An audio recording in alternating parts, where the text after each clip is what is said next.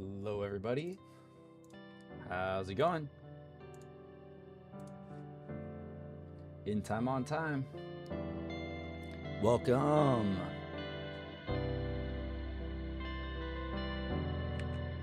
Welcome everybody to the Grove Sleeper PNW broadcast.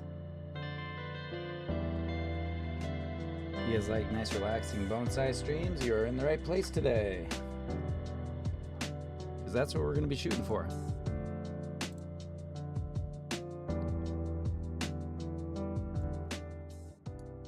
Turn this music down just a bit.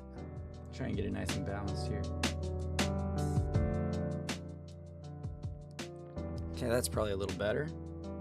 And hello everyone, how's it going?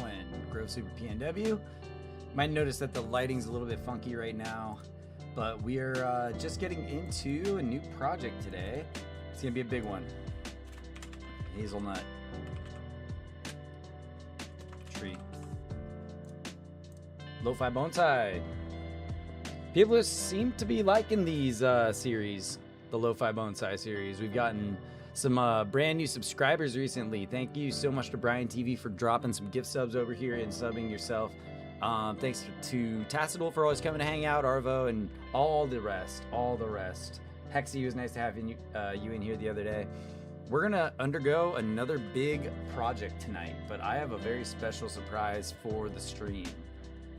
And I'm hoping that this shows it off right here. Boom. See that lighting difference? It's because I've got a brand new high definition camera. 60 FPS high definition camera. Yep, I sprung for a nice one. I decided that you guys did not get a good enough view in the past, and so I dropped a few bucks so that you guys can really see what we're working on. And I keep adjusting my indoor studio here so you can see better and better. I stay out of the way more. Hopefully the camera and the microphone can cooperate and all that good stuff. So welcome to the new setup here. And today we're going to be working on a hazelnut bonsai that I've had. It's a generational tree. Got it from my grandpa. And I can tell a lot of the work that he's done on it over the years, taking different branches off, styling different things in different directions, but we have our own plans here. Later in the year, I'll go over all of this very soon here, but to kind of go over what we're going to do today, we're going to do a full repot. We're going to pull out the rocks, we're going to pull out the moss, we're going to do a full repotting of this thing right before spring. It is just the very last edge of the time that I'm going to be able to do this for the season, before it becomes too late in the season. But I've gotten my hands on some really good akadama mix, and we've got some other good substrates to put in there, so it's going to be a much healthier tree after this, and we'll get it fertilized again and ready to propagate a few different ways.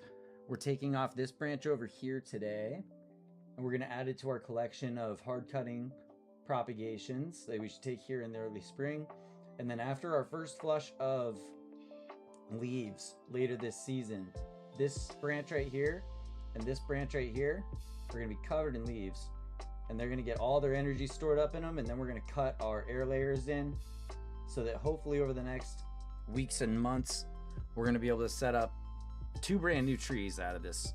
So just cloning it in multiple different ways. This branch right here is even healthy enough to take off, but I might keep it because ultimately I want this to be my top apex canopy here and it to work its way down.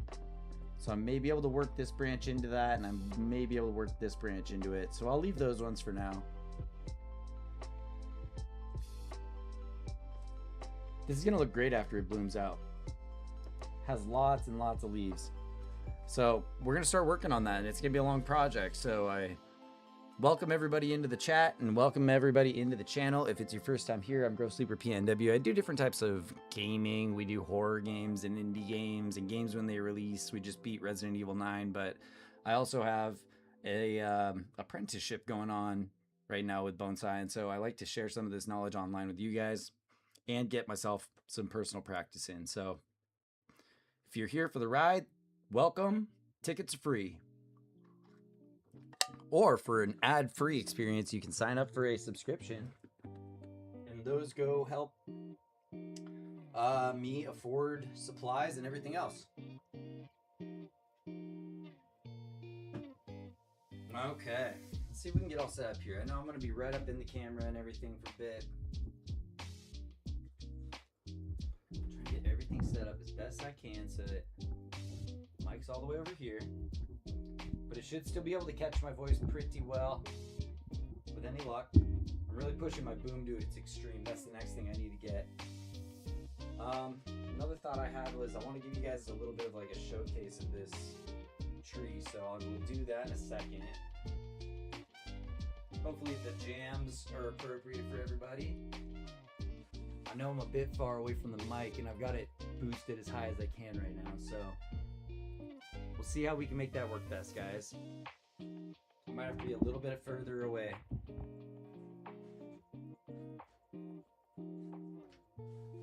Alright. My room is absolutely jam-packed with stuff. These are some projects that I'm a little less a little more hesitant to take on indoors.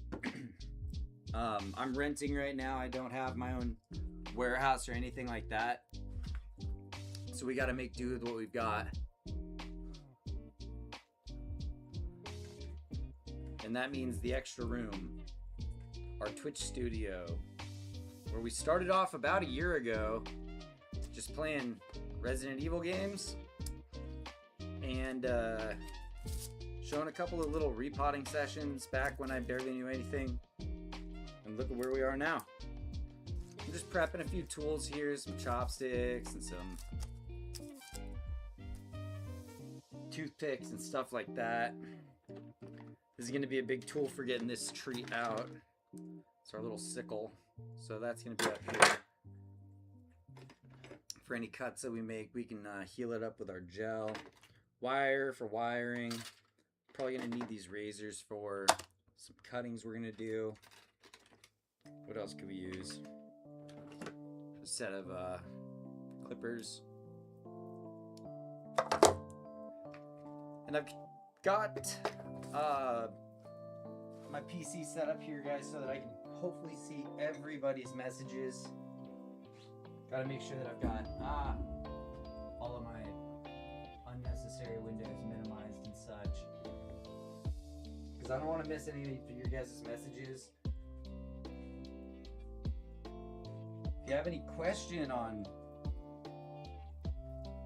bonsai trees or what it's like to have them, where to get started, I'm all about answering questions if you have any. And as we go along through the day, we can showcase some of the other stuff that I've got going on. Like for example, I wanted the high def camera so that we'll be able to pick up on the new growth on this river birch that I pulled this last year. I'll show you guys that one up closer. But it's already showing so much growth for the season. I brought it indoors for a couple of days and now it thinks it's time to take off. But I'm a little bit afraid of any final frost coming through. Probably gonna need some of this wire to get this thing back in once we're done extracting it. And I have a feeling I'm gonna sweat my ass off in this shirt, so I'm gonna take this off and rock. Maybe an apron in a little bit, but alright, so this is the tree we're working on.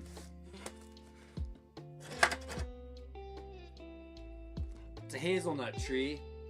These things grow in a real weird fashion. Some people call them things like walking sticks, and they got different names for them.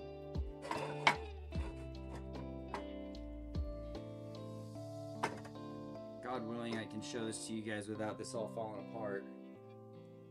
And maybe even start getting a little work done on it. Okay. As long as our weight is all centered, so should have a pretty good view of a lot of the tree here. Some of the work's going to be going on down here, but I might even move the whole table back a bit. But that's what we're working with. This thing is full of weeds. It's got what looks like an old irrigation stick in it, which is actually good for poking akadama in. Some unnecessary rocks, dead stuff on the ground. But overall, a lot of really nice moss in here that needs just a little bit of weeding. We're going to try and uncover the nabari a little bit more here, because some of the nabari right here is just covered in moss. You can't even see it. So that's really taking away from the front of the tree. We need that. I've already got marked with some twine here. One of our air layer branches we're taking later this year. And the one right above it is another candidate. So in the end, it's gonna just be more like this part of the tree over here, and this stuff's gonna be gone, and hopefully becoming its own tree. So there's your preview, everybody. And yeah, the balance of this is very awkward. So give me just a moment here. I'll try and figure out the best positioning to start the project so you guys can have a nice view, and hopefully I can get to everything easily. Looks like I can scoot forward just a little bit.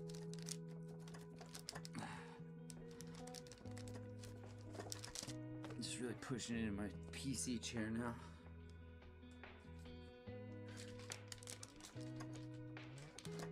There. And then let me scoot this a little forward. There. Now I'm not gonna need this. Well, I might need this for my initial cutout. I'll leave them right there. I'll probably put on some gloves for this just to keep my hands as clean as I can throughout the process. I only have so many towels sitting around. And I'll try and keep my voice up. With this new positioning, I can actually move the mic over to here, so maybe you can hear me better. As long as my voice travels through the tree. Oh, that boom is really holding on for dear life over there. I hope my mic doesn't fall. If it does, I'll just disconnect it. All right. Who's ready to get started? It can be a bit of a process, so I like gotta zero in and get your mind right.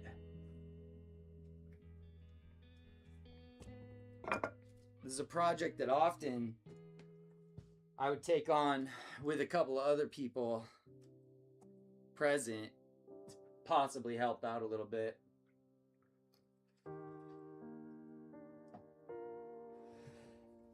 But one thing I can guarantee is that this tree is going to be in way healthier condition when I'm done with all this. I know what this collection of trees has kind of been through over the last handful of years, and it consists of a lot of overgrowth and living in a lot of very moist soil. I've lost 2 trees due to root rot because they weren't replanted properly with good quality akadama and the right balance of bark and everything else. Insufficient drainage, which anyone who watches my channel at all knows that insufficient drainage is a non-negligible for me. I can't stand it. Now, without making too much noise on the mic, I'll hopefully not get too much scraping sound on the mic, but I think I can clear the mic now, so I can actually get in nice and comfy with you guys right here. We'll just redirect like that. Okay, welcome everybody. Welcome, welcome. It's time to get to work. We're about 20 minutes in, and typically it's gonna be like that. We're gonna have a little bit of showing off some of the new developments and things like that. Let me just make sure I have mise en place, everybody. I've got 2 new screens ready to go. I got some tools ready to go there if I need them. I've got all my bonsai tool here. I've got a collection bucket for the tree here. once I get it out. We've got some water to spray, little rooting hormone I don't want to forget. Wire is in here. Some wires in here. I got the big wire. I could probably just use that. And I'm gonna definitely need this little tool. And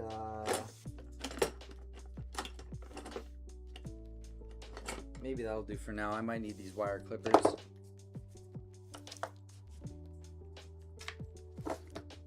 Okay. All right, so to start, let's take out the decorations. We've got 2 stones that got kind of just randomly placed in here, you can see, to add to the landscape. These trees came from my grandpa, and he really likes the idea of having rocks covered in moss, so he encouraged that a lot in a bunch of these pieces, and it ends up really over cluttering everything, but does make for some cool pieces, and these are definitely rocks we can reuse later, so they're not going in the garbage or anything like that. Let's see, this one might even have a bit of moss growing on it. Nah, it looks like it ends right at the edge of the stone. And I might change my perspective later so I'm on the other side. What's up, Tassadul? How you doing? Welcome, welcome. Working on trees again. Doing a big old project. We're just getting started. I'm gonna be here for a few hours working on this one. God dang, this rock is just so deeply embedded in here. I want to start setting up some cool scenes from with some gaming. There we go. Influence. I want to get a bunch of Warhammer figurines and set them up around a big gnarly tree with a bunch of rocks and having them fight it out. So this has left a real weird. Look at that. Big old fat divots. Just huge divots. On the one hand, it's keeping my root mass kind of away from the further edge of the bowl, so that's good, but still, this is going to be quite the project. Let me grab something real quick.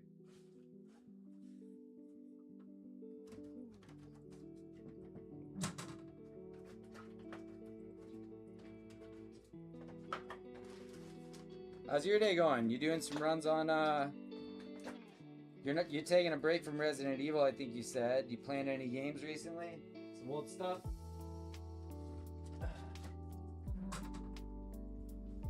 I've been really focused on this apprenticeship that I'm working on right now. So I unfortunately haven't had as much time to watch my friends' streams because I'm just not at home as much. Yeah, seriously, undead creatures around it. It looks like it right now, but once this thing blooms in the spring, it's going to be covered with leaves. It's all coming to life right now. And you might notice there's nice bright color from this camera. I got a brand new 4K nice camera, so hopefully everybody can see everything in a lot more detail. Finish up Crash 3 before anything else. So have you done those chronologically? You're done with 1 and 2 and now you're on 3? Yeah, the time trial's so frustrating. Especially if you keep getting within fractions of a second over and over again. It'll drive one mad.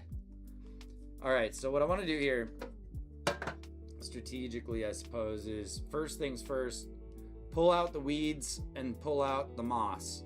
Because nothing's happening until the moss and weeds are out. Can't do a repot without getting the moss out.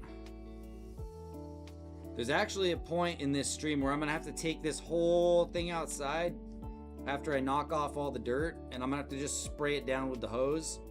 Oh my god, this thing is so root locked. Whoa. This is gonna be a project. But the moss is coming off really nicely. So it'll definitely be ready to get plopped right back on and ready to use again. Sometimes I like to come in and cut it with a razor.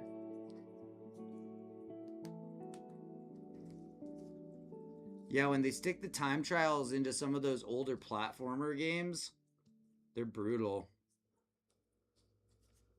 If they decided that they wanted to be brutal. I think Naughty Dog is guilty of that. Even Rare, at that point in time, was being pretty nasty with things like time trials. This moss is super, super healthy. If I turn it this way, you guys might be able to see how this has little fuzzies coming up. And all these little fuzzies coming up out of the moss are where all the spores are. So just handling it right now and moving it around is getting even more of this moss just ready to propagate all around this thing. Up towards the Nabari, it might get ripped up a little bit, but I don't mind because I really don't want too much moss up by Nabari because it can rot it out. That's one of the biggest problems I found with my grandpa's trees is that he let this moss run way too far up the trunk. It looks really nice in the moment, so if you're going to a show or something, it makes sense, but if you're leaving the trees to just grow, you can't just let them grow like that. Very nice patches of moss here, and they're getting a little cleanup, getting all the little pieces of grass out of here, getting all the little pieces of dead leaves from last year out of here. That'll all get dumped into my little compost bin I have outside. So I don't like to waste literally anything. Why would you waste anything when you can carry on a hobby this awesome for free? Just take care of your waste and it'll become useful later.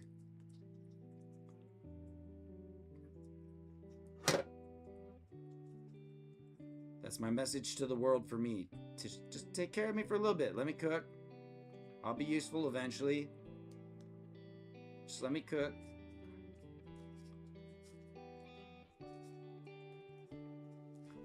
You know what? Maybe somebody will discover the art of growing potted trees and that'll be their new thing just by dropping by this channel. And that would be a huge accomplishment for me.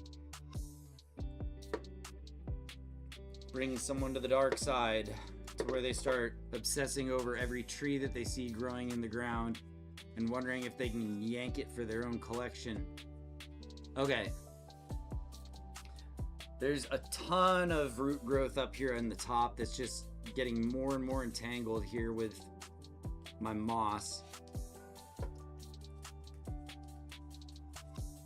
I'm peeling it towards you guys so that hopefully you have a good perspective. It's a little tougher for me though. I could switch to the other side, but then you guys would be looking at the back of my head the entire time. And you want to see my pretty face in my new 4K camera, don't you?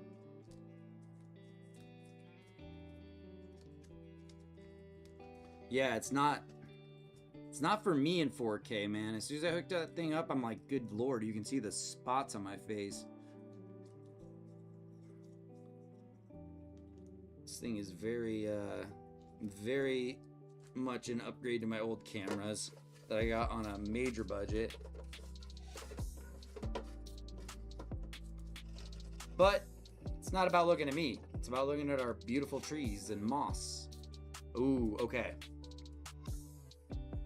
Just by peeling back some moss here, the tree is showing me something that I've never noticed before, because I've never taken this tree apart before. The front of the tree is actually got to be probably this side right here, and that works pretty well with my plan. The only thing is I'm gonna have to redirect this branch this way.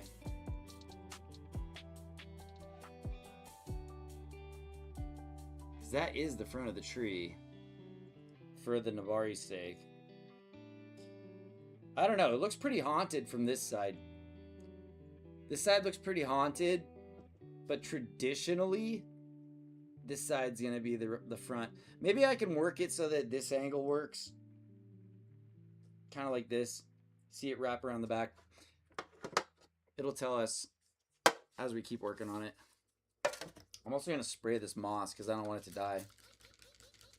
It'll die really fast if it dries out. And I did not water this tree today because I'm gonna be taking it down to bare root. And if it's soaking wet, that's gonna be a huge pain in the ass. But pretty much all of this is gonna be a huge pain in the ass, especially working from the indoors. At least when I get to go to my apprenticeship, I have a shop to work in.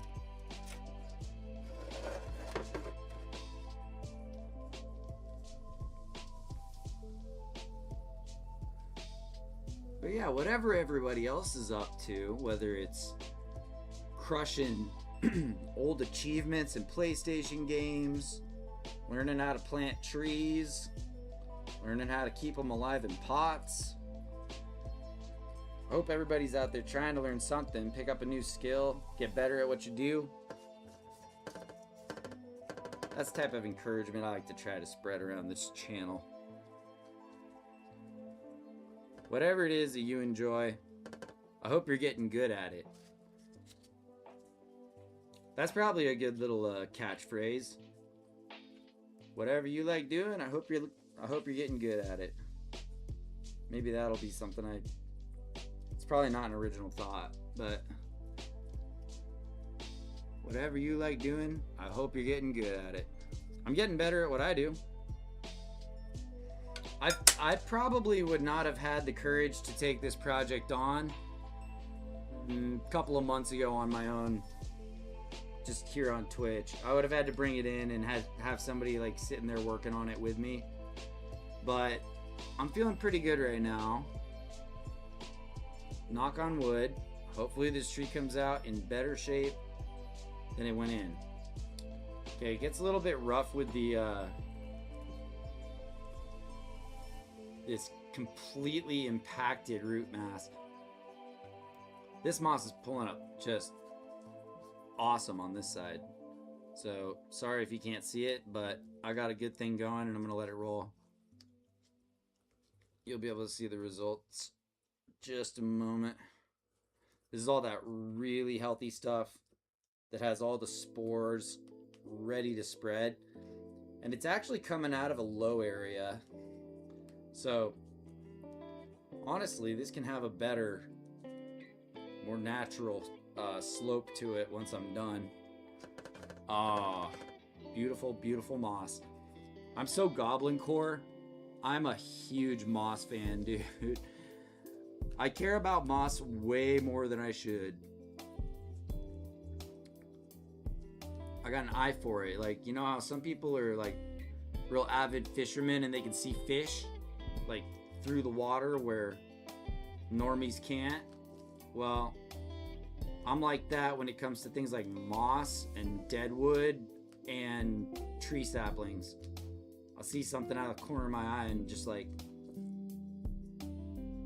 make a note in my head, be like, hey, I might need to come back for that later. And my newest thing is slabs.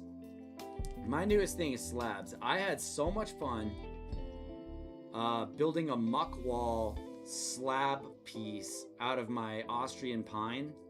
I had so much fun doing it, and it doesn't cost you much. You don't have to go out and buy an expensive basin. You can go out and harvest from the wild a nice piece of stone, and then drill some holes in it, start wiring everything together, and use clay from well, you can get it online, really. Just order some clay and some sphagnum moss and a couple of other items online, And then I use the gritty stuff out of my akadama. You guys will see that in a bit.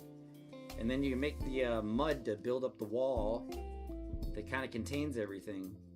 And I think it is just so cool because you can take all natural products and make something that looks so amazing out of it. And that's something I'd really love to lean into here in my local area, is getting lots of locally sourced materials that I can use. Ethically sourced, of course.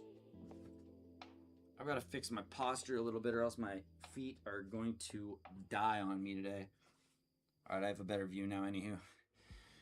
I've got a little light here. It's already so bright. Man, this new camera looks really nice, huh? But you guys can get a little bit of detail look down here. You can see we're starting to get down to just dirt. Now this dirt is real rich. It's real fertile because it's kind of been set up in a non-traditional style.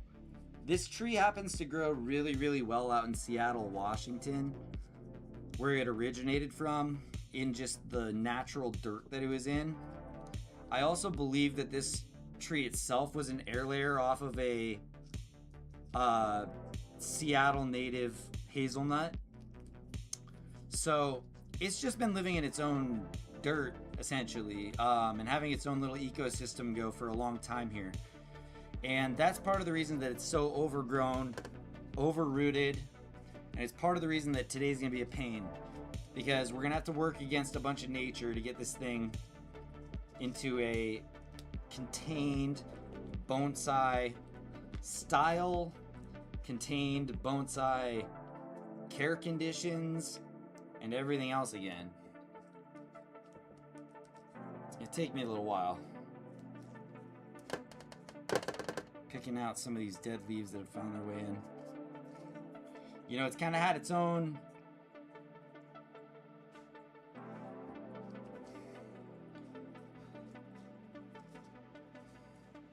there you go, just give you kind of the all-around view. I don't think I could save much in here. It's just this moss is too interlocked with these upper roots. And any roots that are actually growing upwards, I'm going to have to trim. So some of that stuff's probably going to end up going anyway, but I'll just kind of sweep it back for now. One thing I want to work on right here is just getting everything off of this corner, because you see there's active moss growing off the tree here. And I don't want that. So I'm going to grab my toothbrush and my light. I'm just going to slowly brush this off to see what it looks like underneath. I want to be light because I don't want to hurt the tree. But I do want to demoss it. And it could have rot. It could have rot underneath. And if that's the case, even the toothbrush is going to take off layers. But it looks like this is coming off nicely, actually. Beautiful. Okay.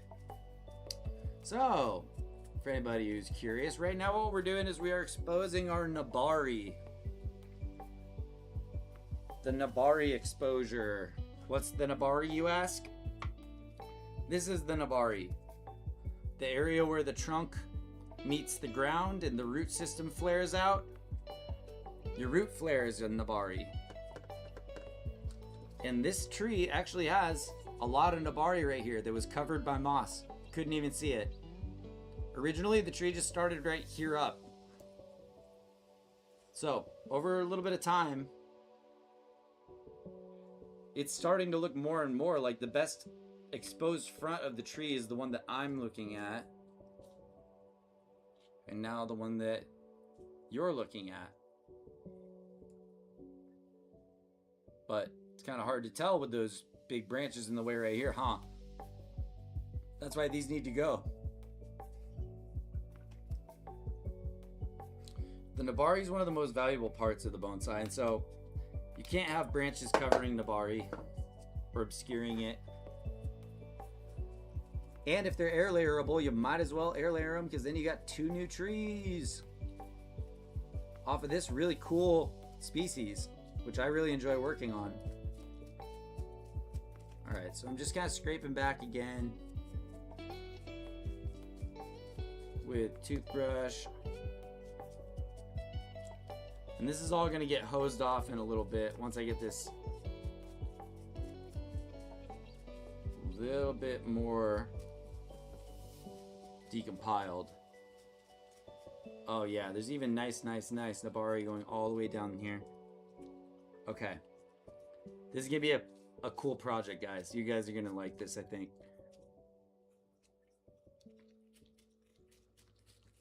Okay. Just more brushing off. Wow, the lighting is just so good with this new camera. You guys can really see. I think that's the biggest thing is my old cameras I don't think were capable of the lighting adjustment and autofocus that this one is. So it takes a lot of the work off my hands to where it'll just stay in a good view for you where I don't have to worry so much about it. Okay, so I'm curious about this little spot here. I'm gonna come in with actually this little irrigation stick that I got earlier. Let's see what's going on in here. I want to see if this is all just moss in here. Looks like the Nabari ends there.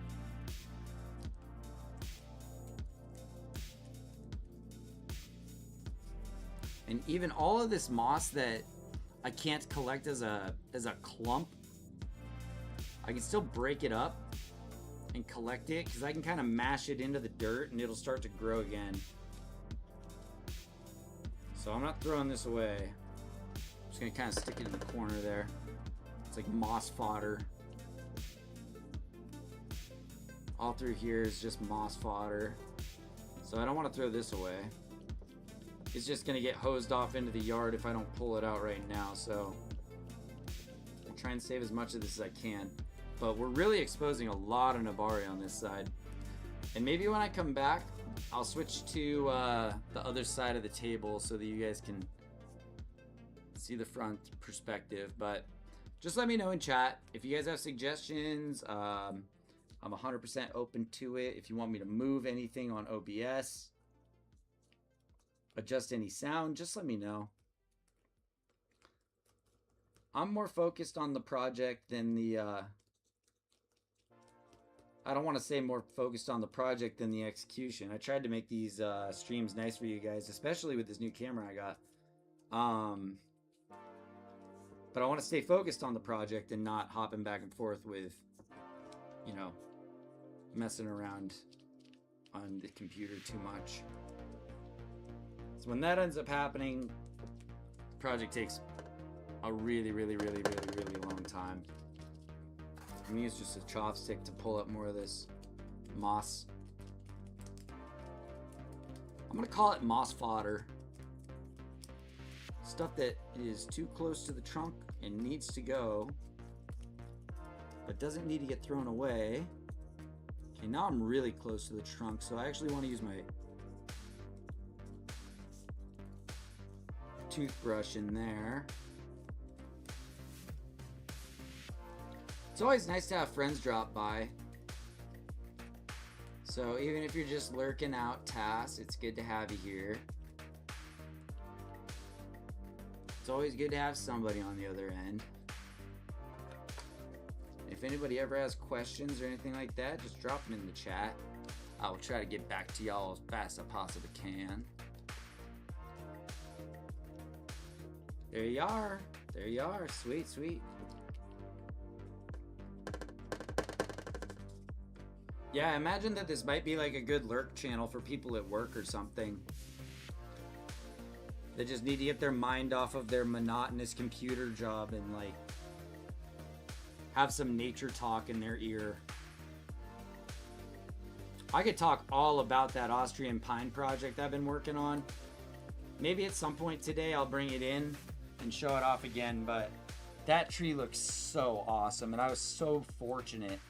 I've had the biggest stretch of bad luck for the last like 5 years, and finally, I a handful of fortuitous breaks in a row that ended up with me picking up a $500 tree, being able to do a full bonsai project on it with a local master, and leverage that into us being able to work together some more.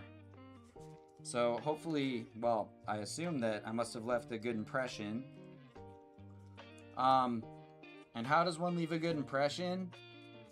Well, here's my 3-part strategy. Number 1, come in with enthusiasm. Number 2, don't talk, just listen, at least when you're brand new. And number 3, try to contribute back however you can, because I was welcomed into this group that works on bonsai every month, and they had a tree that they were raffling off just to raise money for the club. Everybody pitch in $20, and winning raffle ticket got to take the tree home. And I just wanted to be kind to these folks that had brought me in and been very nice to me on my first day. So I was like, a raffle ticket? Yeah, sure, I'll take one. And it turns out that mine got picked on my very first day being there. So like, very fortuitous. And that ended up giving me a tree to work on, to the point that I was able to reach out to this, I guess I will refer to him as my master,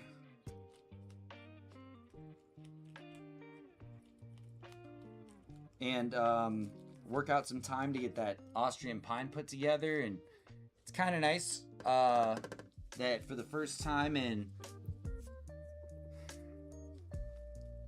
I don't know, 3 years, 2.5 years, I've gotten a real lucky break. Because I felt very, very blessed and very lucky when I was running my bakery. A lot of very fortuitous things fell into place in that situation too. And then one horribly unfortuitous situation came up and kind of washed the rest away. And that's kind of how life is. I've done a lot of study, you know, on philosophy and where I stand philosophically, I guess, in life. And, you know, everything's kind of random, you guys. Success on Twitch is random. Success in growing trees is random. Success in corporate world's kind of random. Actually, it's way more random than you think. Everything is kind of random, you guys. So, let's embrace the randomness. Except for randomizers. I'm not onto randomizers yet. I can't handle randomizers. But randomness I can fuck with. I'm just going to use my toothbrush to get a little bit of this moss growth off that Nabari here. Look at how nice this looks. Hopefully you guys have a nice view of how it's wrapping around from this side here all the way up. Or at least it's starting to get revealed. It's a little dirty, but once it's cleaned up, you'll be able to see. So let me just work a little more over here, getting this cleaned up. A lot of this is gonna wash away, but I gotta make sure that I agitate it a little bit. Nice bleach white bark all throughout the tree. Once it's been sprayed down, it's got a darker brown tone to it when it's wet, but right now, of course, it's looking a little bit dry and white, but it's a very cool looking tree. Okay, so this is definitely big stuff here. This is big stuff that I want to take advantage of on this side. How far down can we go though? Let's see how far down we can go before this Nabari just turns into a radial root. Okay, that's about as far as it goes. I don't know where this tree came from originally, but I highly suspect that it was an air layer off of a larger tree. Just due to the thickness of the branch and the radial root mass. So we're about to get to some of the exciting part here, guys. Break is about to start in 5 minutes. There's exactly 5 minutes until our first ad. So I think I'm gonna let that run. And at the same time, I've got to grab something. I've got to grab a like a bucket or a big tray of some type to try and help assist with this next section, because this is gonna be pretty messy. Things are gonna get messy. I'm doing stuff inside that I would normally be doing outdoors. So buckle up. Let me have my 5-minute break here, and we will sneak in those ads real quick so we can just get them over with, and then I'll be back ASAP, guys. Uno momento, por favor. I don't want to make a gigantic mess of my house, so 1 or 2 things need to be grabbed. I'll hit the BRB on here. There we go. All right, and I'm running ads right now, so see y'all in a minute.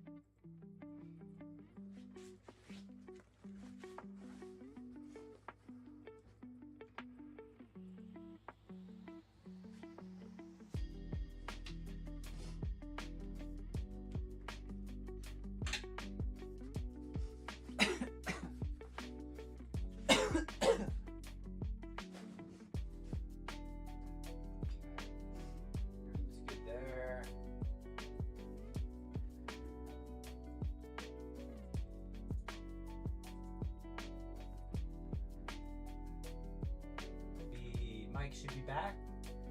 Oh, maybe Mike was never off. Either way, whatever. Sorry if you heard me cough in there. It's awfully cold outside. It's giving me the sniffles and the coughs. So I actually have these awesome inhalers from Thailand that I use. You can see them up on the little screen. God, they clear my sinuses out.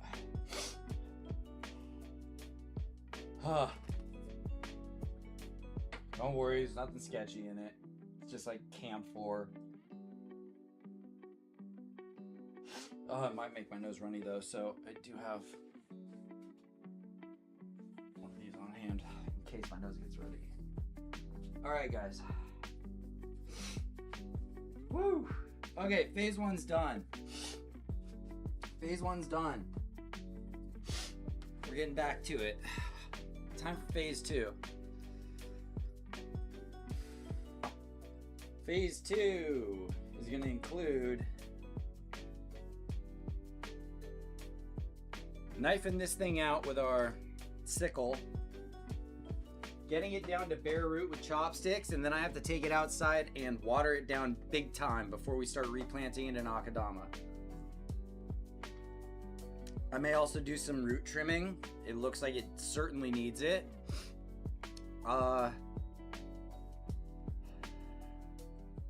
I'm gonna leave it in this pot for now, but I might reposition the tree a little bit. We'll have to see. But if anybody has any questions on the project, please drop them in chat. I'm happy to answer them for you. Okay. I'm gonna try and go a little bit higher on the blocks. I've got my yoga blocks back here so I don't bust my knees out and my feet out. The astute eyes may notice some of the cuts that we took over the last day or so. Or anybody who's revisiting. And hey, if you are coming back to the channel and you were here for a past stream, welcome back. It's really good to have you here. What up? Last stream we took off this branch, this branch, this branch, this branch, and this branch, and we clustered them as hardwood cuttings right behind me, right here. There's one more hardwood cutting that I want to take before we proceed, and that one is right here. This is coming off of a branch that's gonna get air layered off anyway, and I don't think this is gonna be rescuable, so I'm taking it off. So let's get that project done real quick. I want to try and propagate this into a cool new tree. So I think if I can get my roots right here, it'll be a nice cascade, partial cascade style. So I'm going to go clear down to this spot right here and cut her off.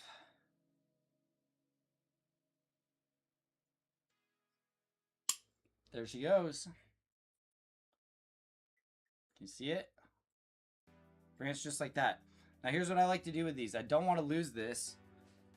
If I can possibly turn this into a new tree, that's going to be amazing. So you guys have partial vision over this. Maybe if I put on my apron, you can see better because it's a darker surface, or my hoodie. Because against the white shirt, you can't really see this up close work too well. And it's not super exciting, but what I'm going to do is I'm going to take a razor blade and I'm going to cut away at the bottom layers of the branch, and then I'm going to add some rooting hormone and stick it right back in with the other ones and hope that it propagates into a new tree. There should be just enough energy stored with this very first with this very first round of budding that these could work. Everybody has a different opinion on when to cut what types of trees, what types of propagation methods work best, and what I like to do is experiment with all different types so that I can find out for myself what works best. And I have studied what many masters have done, and we're going to be planting it about that deep. So I'm thinking that we're shaving all the way down to here. So anything below here is just gonna get pulled off. Starting from the bottom, that comes off, that comes off. I can feel sap already, so that's a good thing. That means that I might be able to trick the hormones of this tree into rooting right about here. Just below a node. That's about 2 inches. And this is thinner than a pencil, so that's typically the size that you're going to want to go for.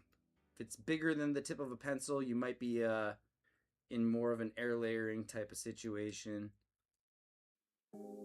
rather than using cuttings. But with any luck,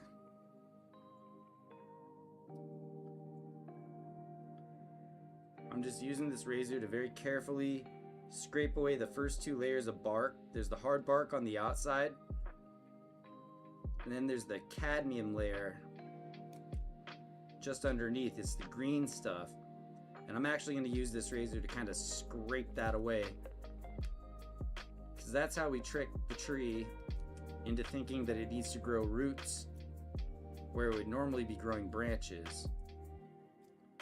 Easy, right?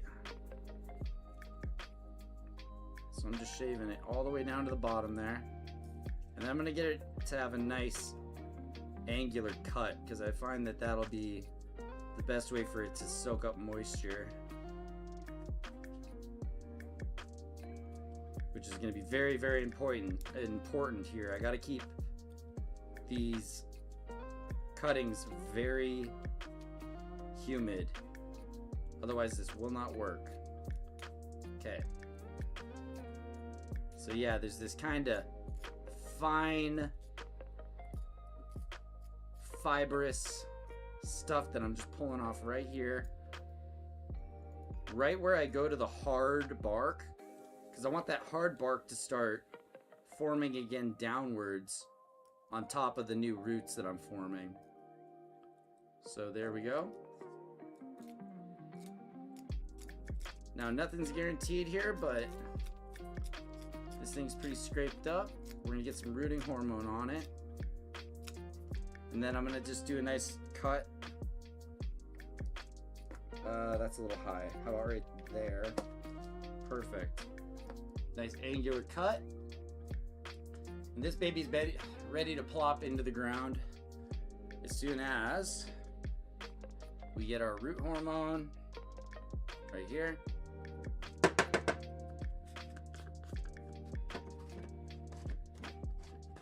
And then I'm just gonna spray off the end of this so that it's wet and the root hormone will stick to it.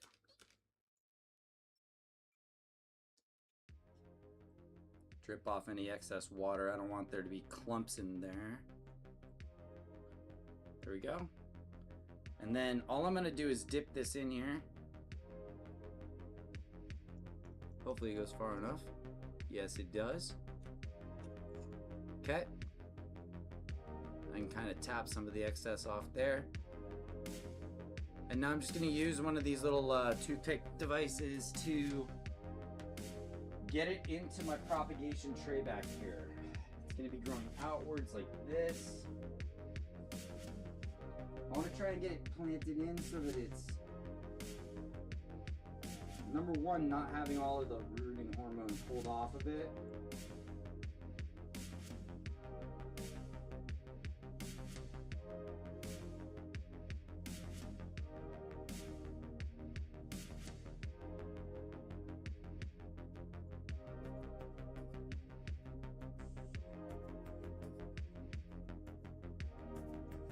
There.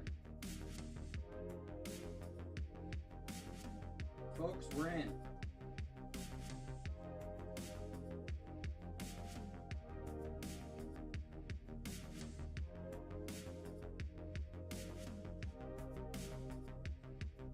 Okay. So that was the last cutting I wanted to take off immediately, because that's all new growth from last season that is perfectly ready to get cut off right now for the best propagation odds. And there it is. So now we've got 1, 2, 3, 4 independent trees and 1 triple cluster. So 3, 4, 5, 6, 7, I believe, or 8 cuttings that we've gotten off of this already. And there's still more that I could take, but I'm going to leave them for now. Once it's gone, it's gone. And there's other propagation methods that I want to try out, like air layering, maybe even some ground layering, and some of these long ones. We'll have to see. But that little project out of the way. Now we can start getting to some of the serious stuff here. This is what's going to take up most of the stream, guys. It's going to be repotting this thing. Maybe I can get you even a little bit more light if I set this light like that. And hopefully it's not blinding. If it is, I can turn it off. Yeah, I'll leave it off for now. It's better for detail. Oh boy, here we go. Okay.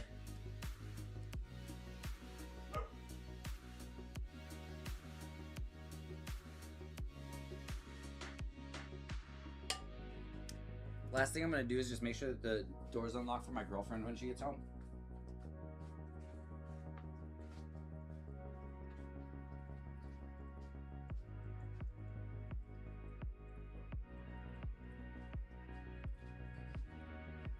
And then with that last final check, oh good, I found my wire. I'm going to need that. We are ready to go, guys. We need like a good like a battle cry to start off a big project like this. Let out your battle cries in chat. Let's start this project. First things first, I'm gonna put on some rubber glove. I'm gonna switch between rubber gloves and leather gloves throughout this. The rubber gloves for the parts that I feel are going to get dirt underneath my already extremely short fingernails. Don't think I can get my fingernails any shorter and they still accumulate dirt and I've got to brush them off at night. I really should pick up like a, I gotta find one of my like travel toothbrushes. That's probably the best thing to clean out my cuticles with. Okie dokie, guys. Here we go, here we go. Actually, you know what? I'm not showing any, small detail work now, so I gotta take this off again because it's gonna get too hot. All right, guys, pray for my carpet. I rent for this house. I rent this house. So all damages caused that I'm not gonna get back in my security deposit. You're really helping me out with subs and follows. Thank you so much. I think tipping is also available through Stream Elements for a limited time for TTS. And that's not going to be around forever because I think I'm going to be dumping Stream Elements soon unless they greatly improve their service. And I hope that this sound is more ASMR than obnoxious on the level of my mic.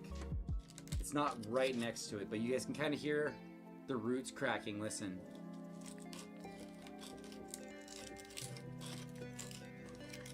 You can hear all these roots cutting, and that's why you need this kind of serrated, straight edge. I also have a kind of long, straight edge knife that I use sometimes, but this has the root cutters, the little serrations, and when it's this boxed in, you're gonna need the serrations. This thing is losing a lot of its root mass today, but it's lost some of its new growth, so it's going to be able to keep up with that. You don't want to throw off the battery system of your tree, where its energy is being stored between the roots and the trunk and the branches and the leaves. It's a whole intricate system, so you don't want to take too much of any one thing off at once. You guys are going to get the money shot in a little bit, though, when I pull this thing out.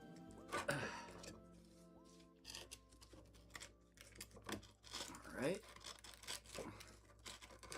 Yeah. Okay, I think we got 2 more edges. 1, 2, 3, 4, 5, 6.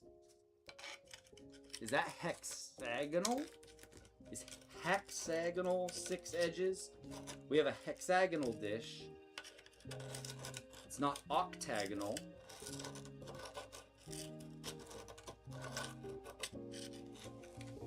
Oh boy.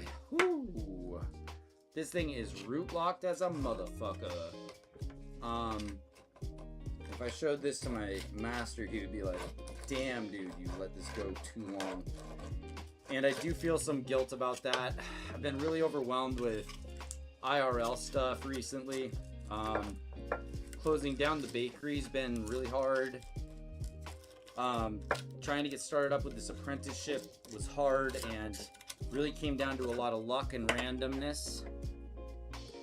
And yeah, it seems like luck, hope, randomness, and perseverance have been a lot of the prevailing I don't know, traits recently. I'm trying to do my best out here, you know? Fill my mind with good things. There's a lot of bad stuff going on in the world, and I'm really angry about it, but I don't bring that in here. It's a time and place for everything, right? But maybe if you guys tune in for any IRL streams, I like to go out and get involved with events in my area. If they do happen, give you an idea of the climate. And I'm not talking about the weather. So if you're interested in that, my YouTube channel is usually really good with picking up on IRL events. You can follow me on YouTube. Otherwise, I really love having you guys over here on Twitch. Get to participate and chat a little bit easier, and we have some fun Twitch games set up in chat with stream elements. You guys can keep yourself busy during these long streams. Play a little roulette and such, or whatever stream elements has set up. Ah, you see this, guys? Big old pieces of root coming out. This thing is root locked as crazy. Ah, this is gonna be quite the project after this gets repotted.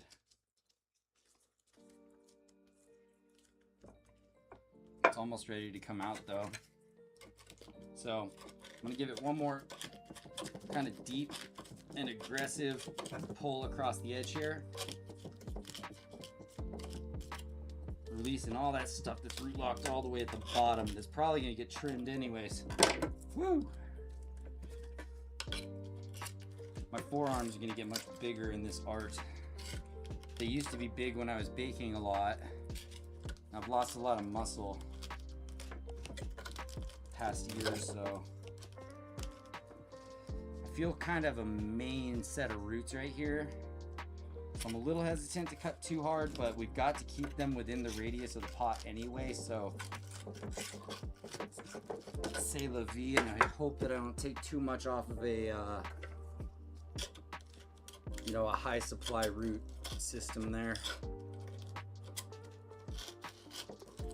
Okay. Whew, man. Good work of the forearms, I tell you what. I think this is the end that's really being the most persistent.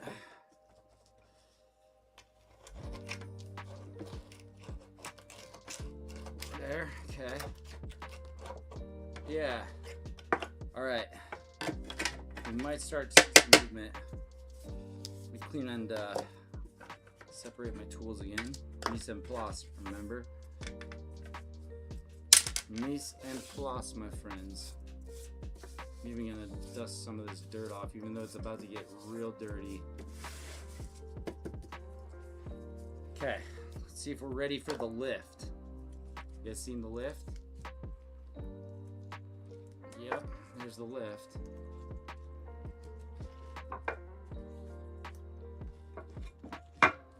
There it is. All right, there's the big moment there. The big lift, you guys. Oh, root locked. Oh, this thing's gonna be so much happier when I'm done with it. Look at this craziness. There's not even any drainage unless it got eaten up by the root system. I hope you guys can see this.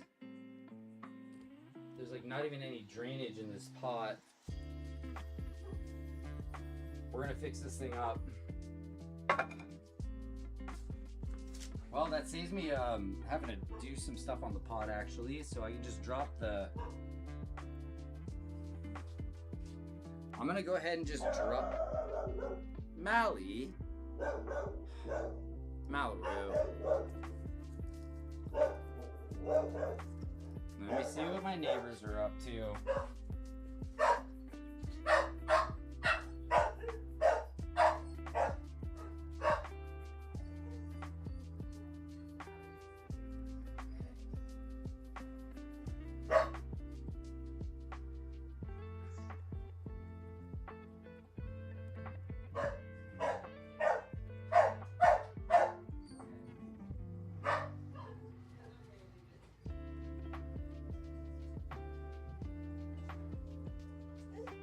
My neighbors are taking their trash cans out, of course.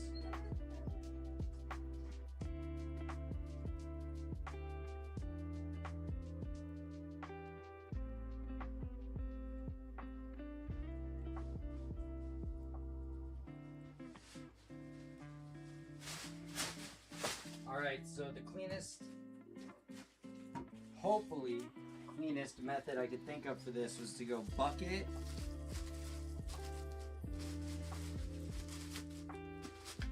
bag,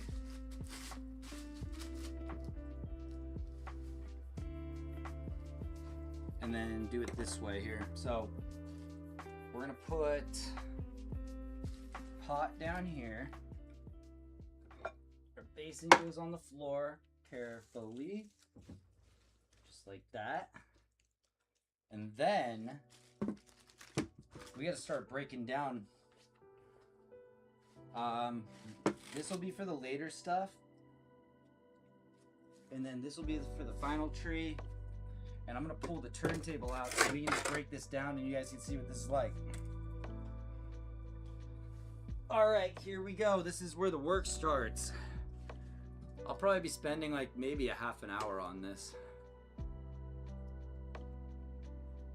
Mostly because I'm trying to do it carefully. Now, there's no reason for my hands to drown in latex nitrile. I guess they're nitrile gloves. Rather have them in a leather glove. And then with my other hand, I'll be able to start getting to work on this. There is a lot of root mass and a lot of very dark soil. These are key indicators that you're on your way for root rot. There is no akadama in this soil at all. Hi, Mally. Mal's, you're not gonna be able to get back here, girly. You might be able to stick your face right here. Hey, come here, right here. Stick my face right here. Oh, no, no, no, no, no, no, no, no, no. What are you doing? Oh my gosh, underneath the PC. No, no, no. Nope. I don't think we can get you in camera, girl. Not right now. Sorry. Can you go find your toy? Go find your toy. Be a good girl. Thank you.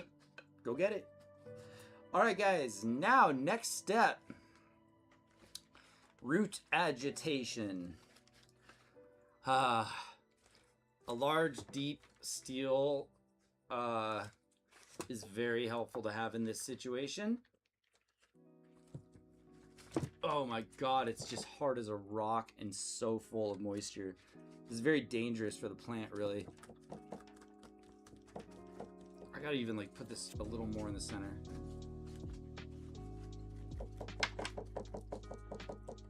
Oh, the rocking sound on the table is gonna sound horrible. I'm trying to do this in a least. Oh my gosh, look at all of the water just pouring out of this. Oh boy, this might even be a screwdriver job. Let me try a toothpick and see if it just snaps.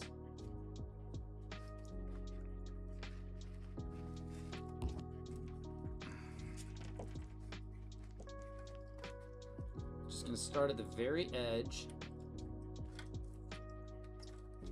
Start picking away. You know, the camera angle is not bad. I think we got a pretty good camera for you guys, right? See, snapped right off the bat. That's also going to leave a nice sharp piece of toothpick for me. Let's get that out.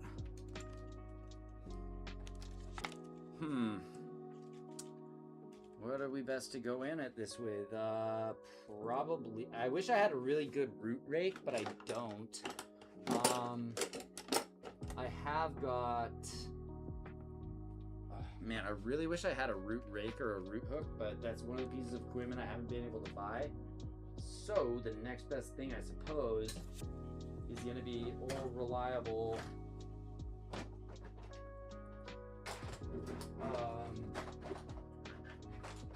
flathead screwdriver, if I can find it. Nope, not in here. Shoot. You know what? That tool could work. I have a couple different little tools around that could work.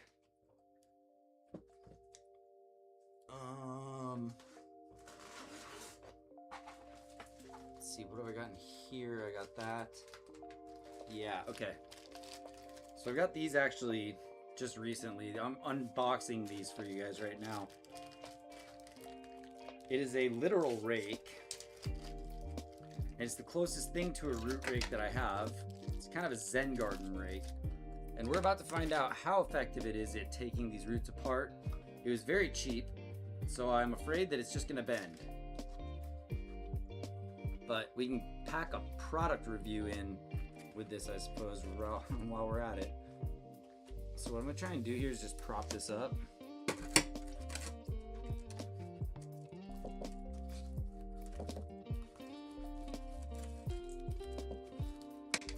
And what I've got going on right now is root wrap, where some real big tap roots have found their way to wrap all the way around the outside.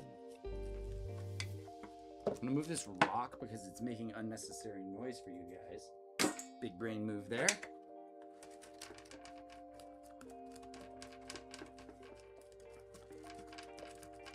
So at first I'm just agitating like the first level of dirt, and then it starts grabbing into some of the roots. We start seeing some of the root ends come out. And look at that, circular roots. This thing was completely root bound.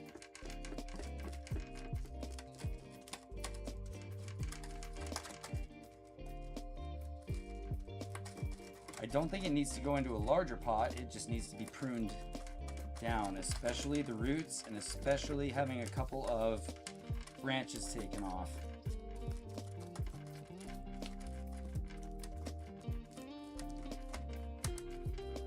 I've already taken a few branches off, so that's one reason that taking some roots right now is not going to be the most dangerous thing in the whole world.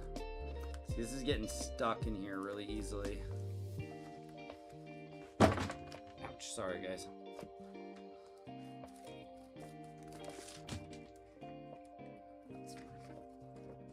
Alright, just kind of working our way slowly. Slow is steady and steady is fast. You're not going to be able to rip this thing apart in like one piece because then you're just going to destroy all your roots. You just got to carefully and patiently. As you can kind of see, I've been working my way out, but I'm also working my way up towards the Nabari. We're working all towards the center really as much as we can, except for these outer ones. The circulars are going to have to get cut off, but it's good to know exactly how far those things are going out anyways.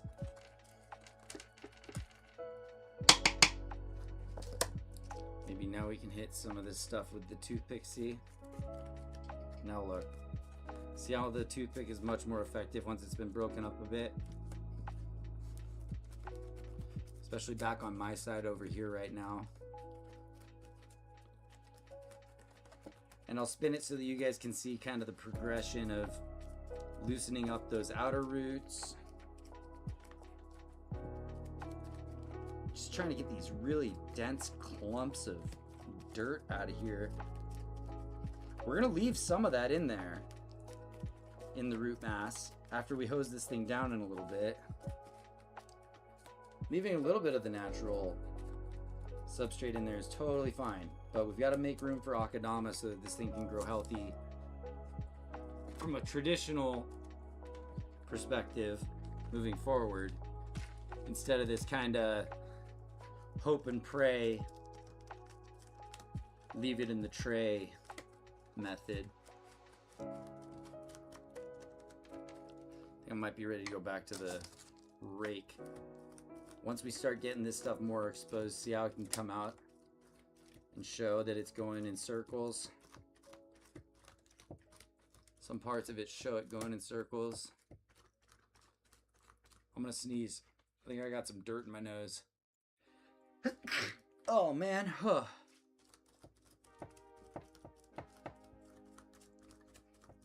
Just pick, pick, pick, pick.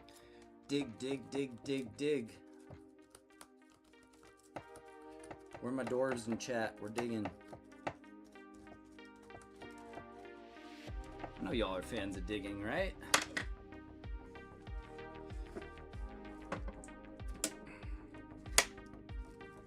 And even now you can see there's not that much soil coming off. It's almost all root mass.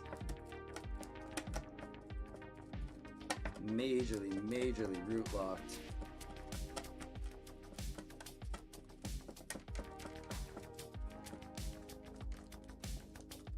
Now it's a little easier if you're outside doing this because you can start spraying it down with water and that pulls a lot of the loose stuff out all at once.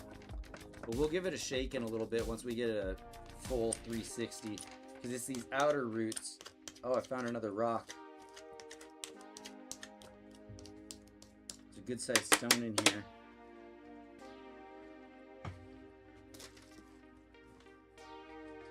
Interesting. I wonder if they were trying to work the Nabari with the stone, or if it was just in there.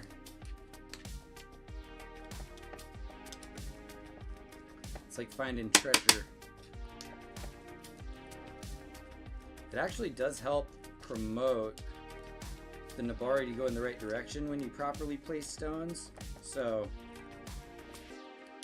could be a strategically placed one here, just right off the front. Should make sense. Okay, now that I've gotten some of this initial stuff broken up, I'm almost ready to go in with my pick. Let's get this last side here.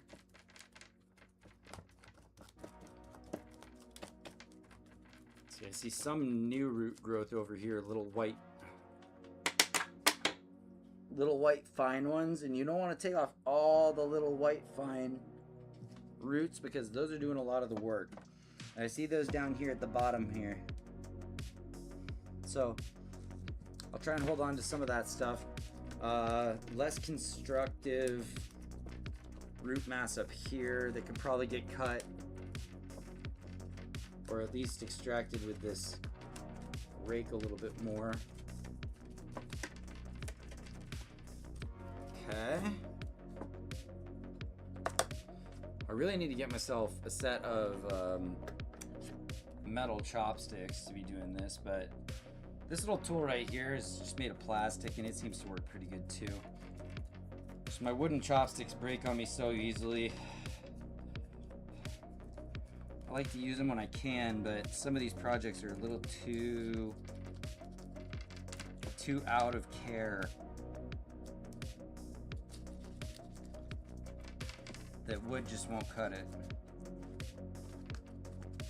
Look at that, there's another rock. There you go, there's a rock. So yeah, it looks like the method here was to just put some big rocks from here to there to try and encourage the drain.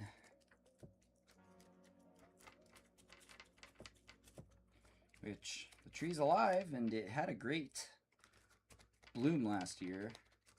I'm very interested in how far down I can go over here with no roots at all. That's very interesting. I can take a huge chunk of this ball off without really affecting the root mass that much because of those stones. So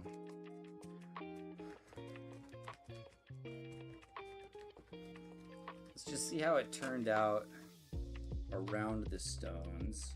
So now I'm actually getting a view of that.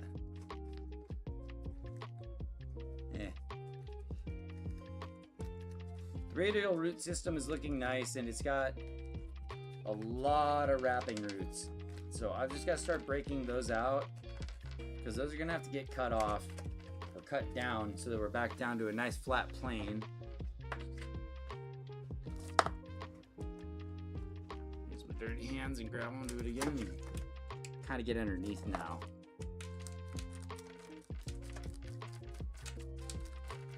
Scrape, scrape, scrape, scrape, scrape.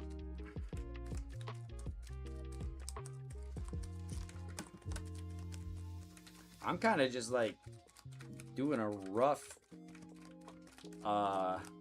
like batting of this, and it's all coming up pretty easily.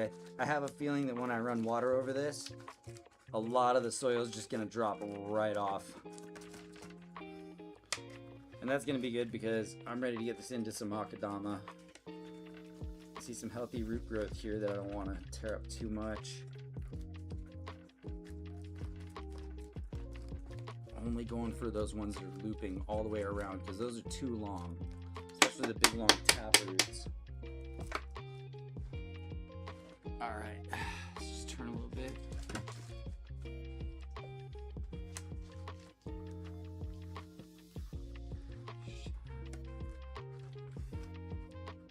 Let's go in with this a little bit.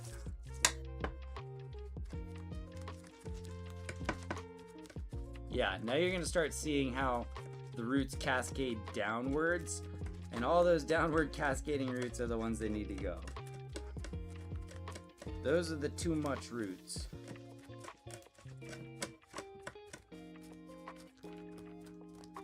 Wow, this has a very healthy root system. I mean, man, it is vibrant.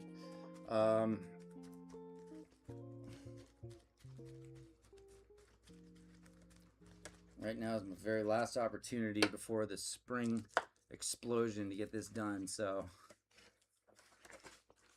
there, I see how the wrapping roots are starting to give way on this side a bit. You guys might be able to see how it's fanning out like that.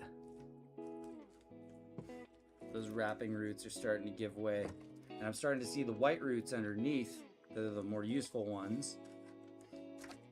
So I'm just gonna do a little more work up top here. Again, just trying to bring it outwards. I want this to be going out like the sun, away from the trunk. So I'm gonna keep teasing the roots in that direction. Try and turn this for you guys.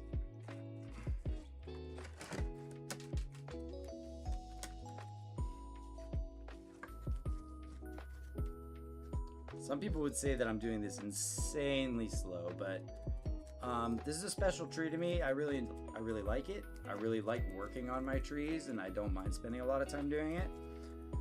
Like I said, it kind of feels like a little bit of a scavenger hunt, you know? I've found old candy wrappers buried inside my old bonsai from when I was a kid. It's like a little time machine find, and that was pretty cool. I think that my grandpa thought of that ahead of time.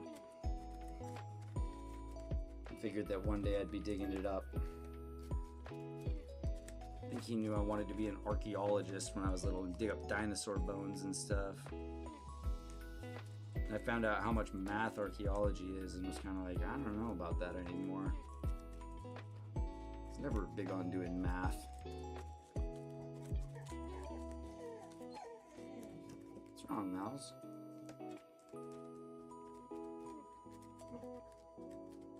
Alright, this is looking good. This is looking like the upper portion of our root system that we're going to be using up here. Nice tight roots, that's good. That means it's going to bind nicely in a little ball to be surrounded by akadama. She hears the garbage trucks going outside and it's bothering her. Mally, it's just the garbage trucks. They come every week, girl.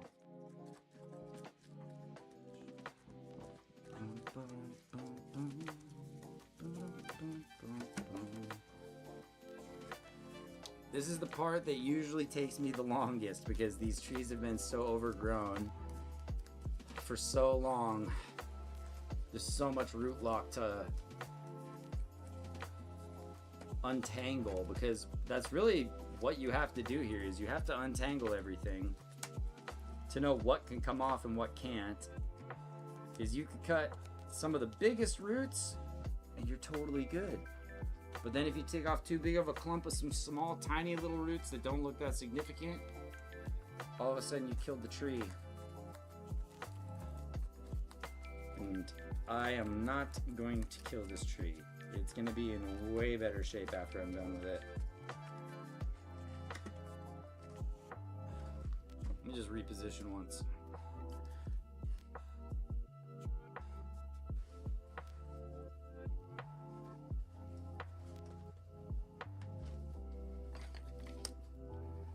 You guys digging the playlist? Because I can change the playlist up if you feel like it.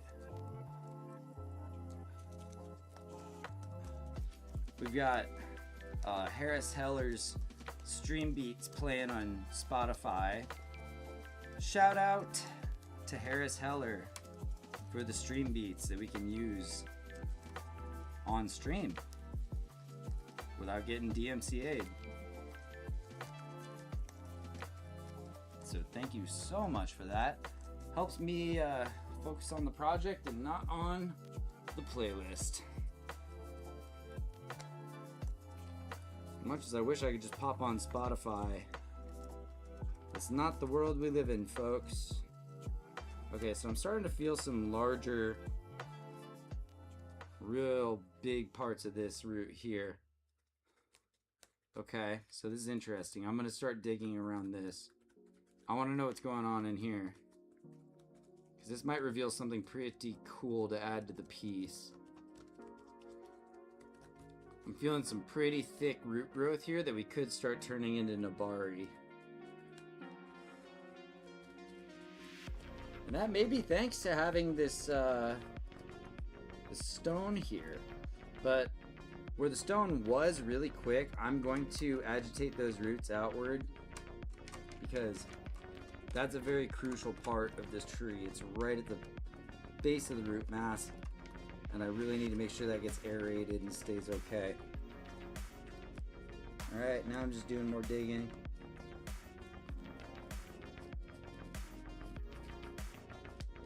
Okay. Yeah, so now that entire hole where the rock used to be is almost completely filled with root growth. Good. Get us back to a shape that we want.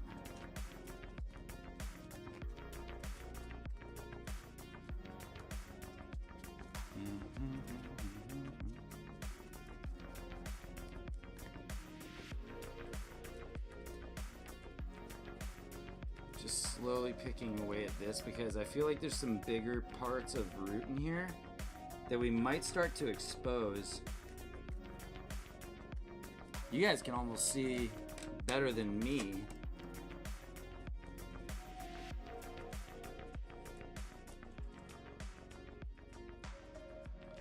But we're gonna keep picking out in here, even in there. See, that's the old rock hole that now has plenty of roots.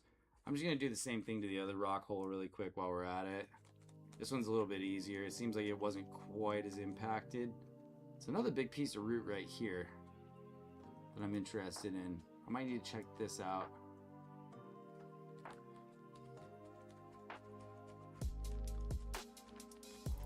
Because if you have nice, big, healthy, cool looking pieces of Nabari forming underneath the ground, you want to get those exposed in a healthy way, but not overexpose the tree so that bad stuff starts happening. Okay, and we're almost getting ready for our first shake. first shake is usually pretty exciting, but this one's pretty watery, so we'll see what the first shake is all about on this. Just get a little more up from here. There we go. Yep, okay. Man, my arms are gonna get a lot bigger a lot faster. What are my plans for the tree? Well, the plans for today is that I'm gonna get it down to bare root, and then I'm gonna trim the roots, and then we're gonna plant it in an akadama mix, which is much healthier than this just generic Seattle topsoil that it's in right now. And then the long-term plan for the tree is that this part up here is gonna be the apex. And I've already taken off a couple of new growths from right here, and I've put them into a pot back there so that they hopefully propagate into their own trees. So I've got about 7 or 8 propagations off of this tree, and if it's a 50% root rate, I still get like 3 or 4 trees. So this is gonna be my apex up here, and then this stumpy area down here needs to get more exposed from the front that I choose. And I feel like the direction that you're looking at it should be the front. The problem with that is that I've got 2 really large branches that are blocking the trunk that are going right towards the viewer. So I want to take both this large branch here off and this large branch here off. I even have a little piece of string tied to it to remind myself. But the thing about it is, I can take last year's cuttings and drop them in soil, and they have a 50-50 chance of surviving this year. I can even take this piece off right here and also drop it in soil, and it would probably have a 50-50. This part right here would probably have a 50-50, but I didn't want to go too crazy. And later in the year, after we have our first bloom of leaves, which are on the way, I switched to the HD camera so that hopefully maybe on some of these closer branches, if it comes into focus. I have a new camera, by the way. Hopefully the camera can come into focus on points when I want to show the front. It's already got its first leaves growing. Once all these leaves have grown out, this tree's like a battery, and it has a whole bunch of energy up in these leaves. And I'm going to cut back the bark on both of these branches, and I'm going to wrap them in sphagnum moss, and hopefully I'll be able to trick the tree into creating root hormones where it should be creating a branch.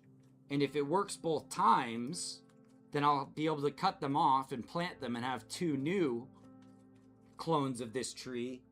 And if I had a 100% success rate, I would have 2 air layers, which are more valuable, 2 pretty big air layers, and I don't know, 5 different clusters of starts. And this is a really, really cool species of tree to make bonsai out of, because they're so just wily. They just have these weird twists and turns to them. They're really unpredictable. They're not a real formal tree until you formalize them. And so that's more of the longer term goal, is after this branch and this branch are off, I can have my trunk split into a lower, which is called a foot, down here, and then split up to its head up here. And so it'll be a split branch off of a huge stump, and it'll have some cool deadwood here from these 2 branches being removed.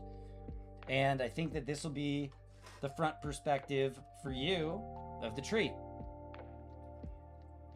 And when it has all of its beautiful leaves on it, you look at it and you go, oh my God, why would you want to cut it? Because it's just full of these beautiful leaves.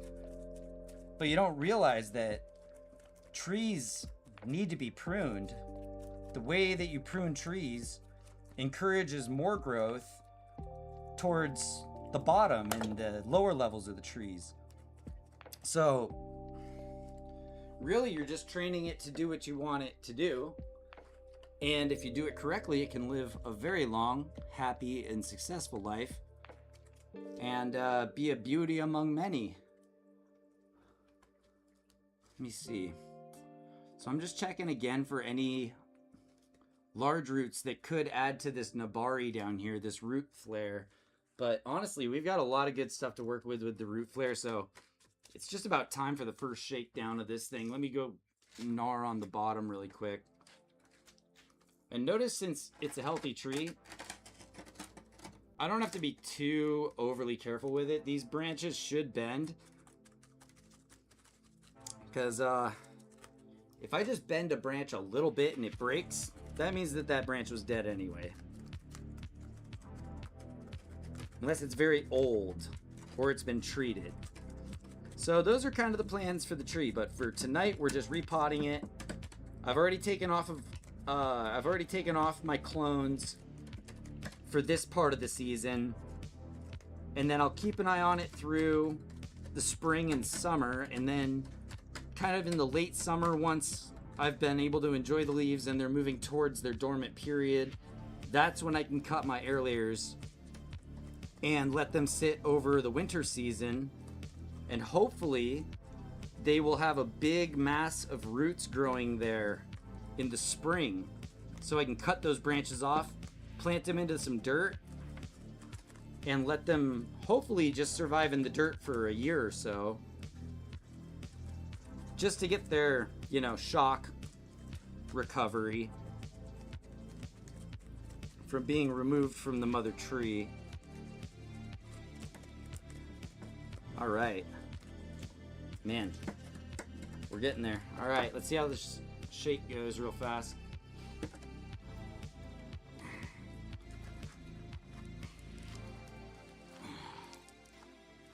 Really, it needs a wash down.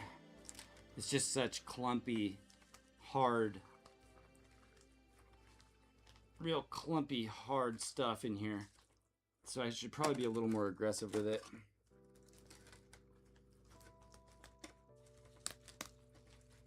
It's all gonna get cut anyways if it's circling the bowl. That means that it's too long. Too long, sir. Time for your haircut. And then probably around the time, and it's in 6 minutes or so, I'm gonna take it outside and I'm gonna spray it with the hose, and hopefully a lot of this soil is just gonna fall out. So I'm just doing a few deep pushes into there, just to really agitate some of the soil, have some drainage all the way through. And then this is good anyways, because we need to aerate these roots. These roots are not getting any air right now, and that's not healthy for the tree. We're even going straight into this main root mass here. Some people drill into it, like with an actual drill. And they say it doesn't hurt the tree, but I feel like a drill is a little extreme. So during our commercial break in just about, how many minutes now? I don't know, 5 minutes. Yeah, 5 minutes. I'll take this outside and I'm gonna hose it down, and I'll bring it back in on this tray. And we'll be ready for our next step, which is going to be pruning down the roots and then getting it replanted in Akadama the proper way. So for another couple of minutes here, we'll just pick away, pick away, pick away. And you'd be surprised how far in you can go on these things without damaging the tree. It's just about gentleness. If you're slow and methodical and gentle and not rushing it, you're not killing the roots. You're just agitating them and aerating them into a more healthy position. But if you go in there crazy, like these guys with the drills, I don't know about that. Seems like you're doing a lot of damage to the tree. Because really the heart of the tree is kind of underneath it. That important root mass.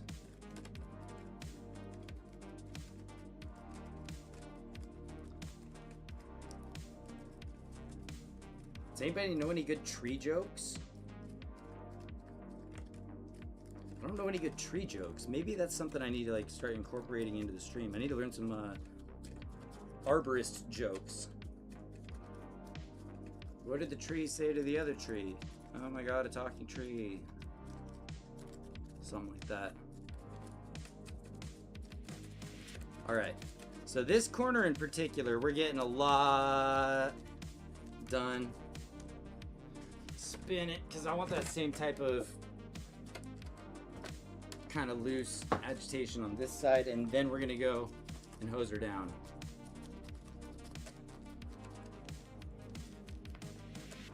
It's really cool that I'm getting to do this project with you guys. I am very excited. I don't think I've done quite this intense of a project live. I've worked on some of the smaller trees, but we didn't take cuttings. They weren't nearly this root locked. And this is going to be a very dramatic change for this tree in terms of the situation it was in and the situation that it's about to be in. I think I see a lot of nice Navari that we're going to expose in a little bit. And throughout this whole thing, we're going to have to keep this root mass wet.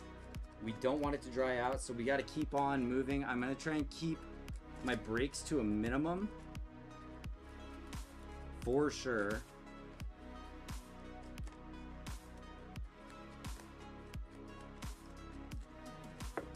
Yep.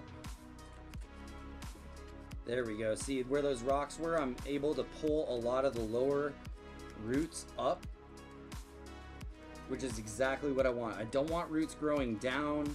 I don't want tap roots. I want a nice, fine, but healthy and thick radial system coming off of this tree. And I think that we're gonna get there. Oh yeah, we're definitely gonna get there. This hose down is gonna make a huge difference. You guys will see. And we might be moving into Adland in the next minute or so. And I'm just gonna pick at this thing for another minute, and then, like I said, it's starting to dry up a little bit anyway, so we gotta hit it with some water. So I'll be taking it outside, showering it, saving some of this native soil in a little container, because I'll add some of it back in, but not a whole lot. Just enough that it'll be able to survive in a very heavy akadama, and bark mix, which can kind of give some nutrient shock to your trees if you make that change. So, see you guys if you're going into Adland. We'll see you when we're back from our quick cleaning of the tree here. Starting in about 30 seconds. If you want to consider watching the channel with no ads and supporting the channel and supporting the projects that I do and the efforts, you can subscribe. Thanks to Brian TV recently for dropping some subs over here, and thanks to Tassadul for always being super supportive of the channel. YG Chels, thank you for bits, all that good stuff. Oh, here, let me look. Jellyfish. Hey, there you go. Joke of the day by Tassadul. Thank you so much. I think that you're an admin for Stream Elements. You should bonus yourself some chat points for the joke of the day. I'm completely useless over at the PC right now. I am thinking about dumping Stream Elements though. Stream Elements keeps having assets go wonky on me, like unexpectedly. Just all of a sudden, a frame is just not available, and it throws off my whole stream, really, because then I have to try and either fix that problem or clear the error by deleting it off of a bunch of scenes. You know, it's never really a nice, clean, easy solution, so that's never fun. I'm not real happy with Stream Elements. It's fun to get the stream bot set up and stuff, but it hasn't even really taken off. And I think we'll need a much bigger audience before we start putting effort into chat points and things like that. Even though I think it's fun. But yeah, that's definitely the jellyfish fish.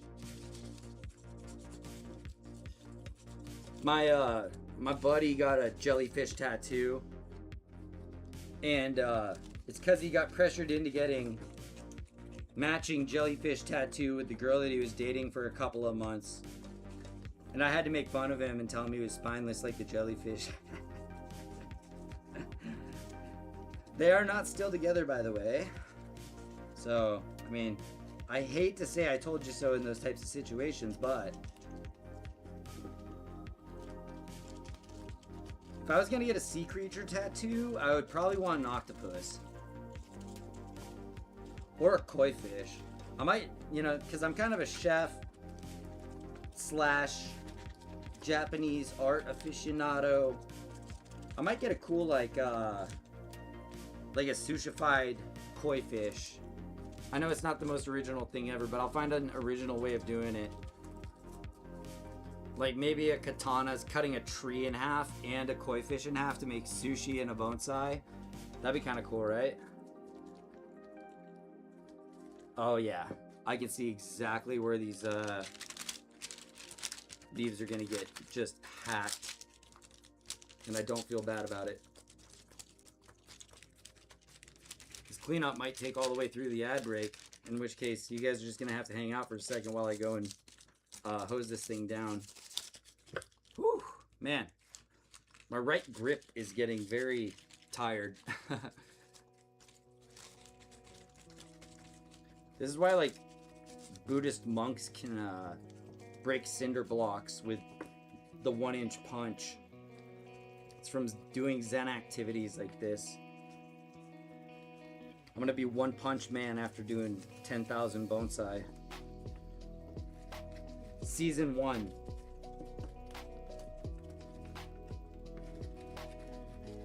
I haven't had the unfortunate experience of watching season 2, and I don't think I'm going to, because I just don't want to ruin it for myself. So there you go, everybody. Unc talks about anime too. I'm like Moist Critical meets Bonsai, and we can talk about horror stuff. I like that too. Kind of throwing some Nub Zombie Meat Canyon stuff. I hope that you guys can hear me okay. I've really got my mic turned up all the way I can, but it's tough getting it much closer to here. Alright, I think I'm starting to really run into my very bottom of my root stem here, and I'm not going to be able to go any lower than that.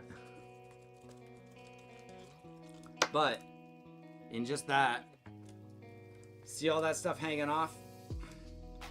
This stuff's got to go, and so much more is going to start falling down that way once I get the water on it. Like, check this out. This whole outer loop is not on this side so much, but this whole outer loop on this side has got to go. And that's actually the furthest from the Nabari, so I'm going to get a little bit more aggressive in here. I see a lot of big, thick roots that I think we can trim down. Kind of nip it in the bud. Oh my gosh, yeah, some big, fat, looping tap roots in here. You guys see them just coming up? You You guys thought Minecraft was fun. How do you like digging into this nether? Ugh. Oh my god, it's so hard to get the yoga blocks into a good position for a long time for your feet. Oh my god. This is gonna go ballistic when I put the hose on it. You guys are gonna see, like, the tree almost looks unrecognizable when you get it to bare root. And I'm not gonna go super, super, super, super bare root. I'm gonna leave a little bit towards the middle. We'll see how the dirt holds on, but certainly a lot of this needs to go.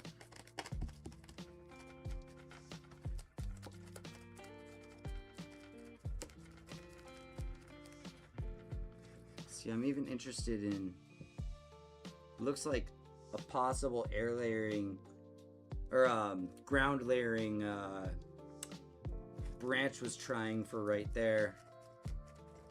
So it was trying to stick another shoot up from the ground very close to the bottom of the Nabari there. And I'm not going to cut that off. I'm going to leave it because it'll probably help the Nabari grow, which is what I want. There's certain little tricks of what you might call like sacrificial roots or branches that you leave in places with the full intent of cutting them off later, but they're helping to thicken something up at the moment, so you leave it. Well, I told you guys this was going to take a long time, and after I go and I soak this the first time, it's really going to be a muddy excursion for me to go outside and back. So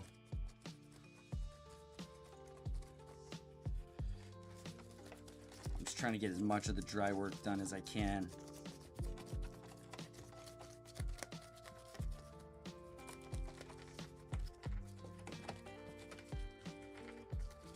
If you guys are new to the channel, you might know I'm a chef out of work right now. So I've taken up an apprenticeship in Bonsai, and that's what I've been working on for the last handful of months. Kind of after it became apparent that I wasn't going to be able to get my bakery back up and running in the time frame that I expected whatsoever. So I'm kind of doing this both as a passion project, as something to keep me happy, also something to keep me busy, and hopefully, you know, get some support. So if you're over here on Twitch or any other channel, please follow. It really helps the channel while I'm young. And hopefully we can get out to a lot of, you know, bonsai and game enthusiasts and blend the two together a little bit. You know, maybe one of my projects needs to be the sacred tree from Silent Hill F. I would love to make it, but I don't have any cedars. And canonically that tree is a cedar, so I would feel like a poser if I didn't use a cedar. However, one of the trees that I really want in my collection is a redwood. And I might be wrong about this, but aren't redwoods a type of cedar? So that would be cool. I could turn a redwood into the sacred tree. The largest tree in the world kept as a bonsai. I think I love the poetry behind that too. I want at least one of the biggest tree in the world. Okay, now we're having a lot of dirt come off right here in the tray, which is good because I'll be able to put this dirt actually into my moss tray, because I think it's nice and slushy and everything, muddy sort of. So it is perfect for my moss to grow into. So I think I'm gonna take my leave here in a sec, and maybe I'll even run another one of the ad breaks because I won't be I'll be AFK, but we're gonna get a nice perfect radial root form here after we get this thing hosed down. And you know what? I do see this going as far as here even.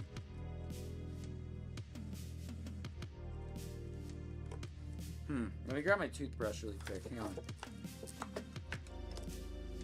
Because depending on how far around the tree the Nabari goes, that'll affect your front. See, like, I think a lot of this could be exposed right here and it would look pretty cool. So let me do a little bit of digging. We can keep these roots here buried, but I want to just dig up this portion right here a bit. So that hopefully a little bit of the soil erosion around here will bring that out over time. Yeah, that's cool. Oh, wow. Hold on. It almost looks like part of the big root here grew right around the rock as intended. So whoever set that rock in here and was looking for split Nabari did a good job, because I think that that's been accomplished. And you guys will be able to see it up close easier. I can hardly even see it right now, but it's pretty rotted down.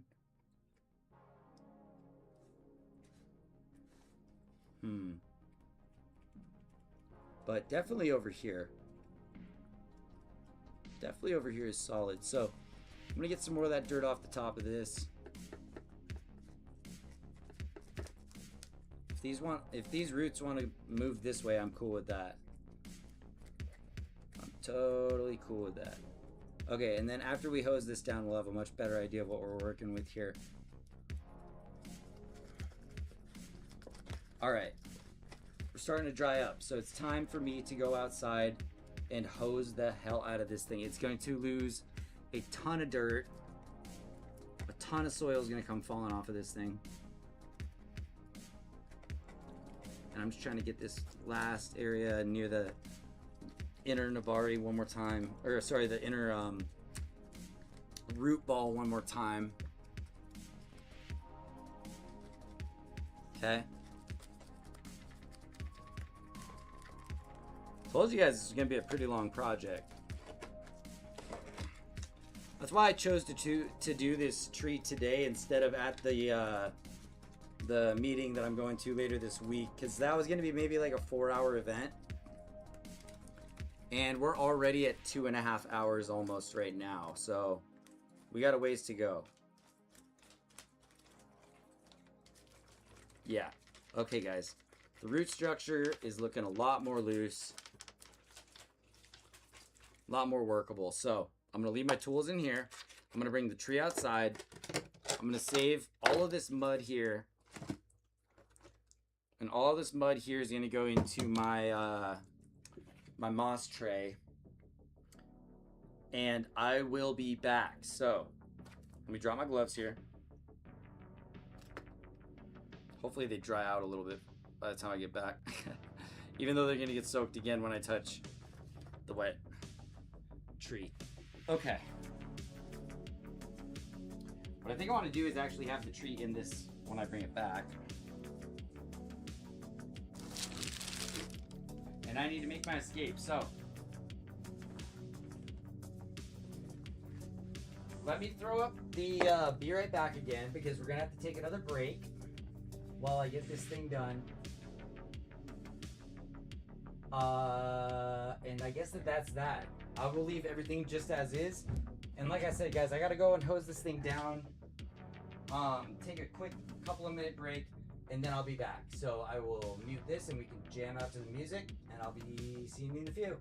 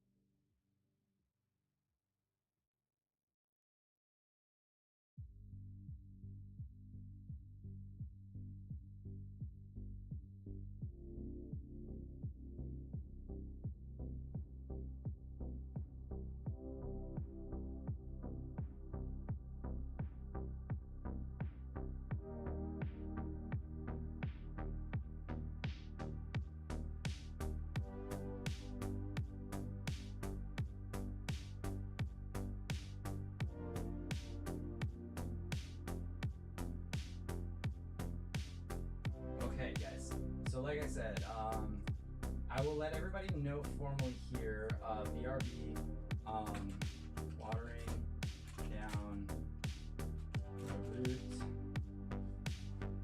Just let everybody know what we're up to, and we're going to be right back. And like I said, it's going to take me a few minutes, and we will be back. Okay, so thanks for hanging out, guys.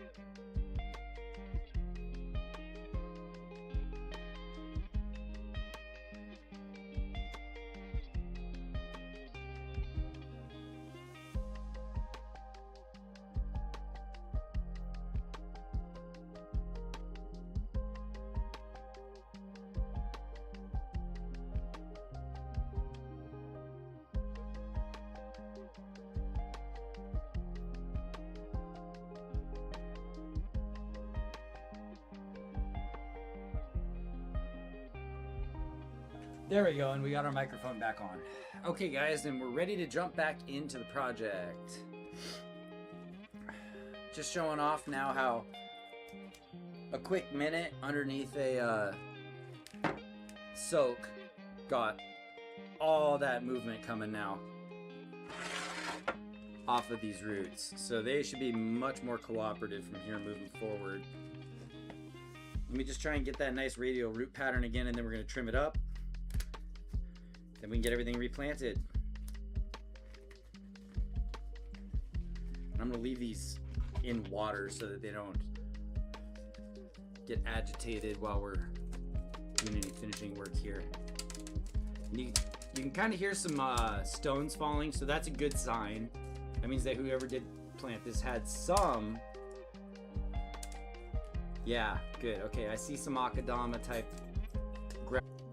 It goes all the way up here. Okay. So that gives me an idea of where the main roots go in there. Sorry if there's any feedback. I had a test playing and it looks like the volume was up on it. My bad. Ah!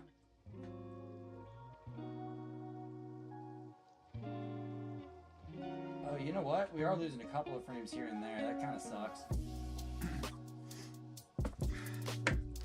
We are losing a frame here and there, and we got a little bit of lag, so sorry about that, guys.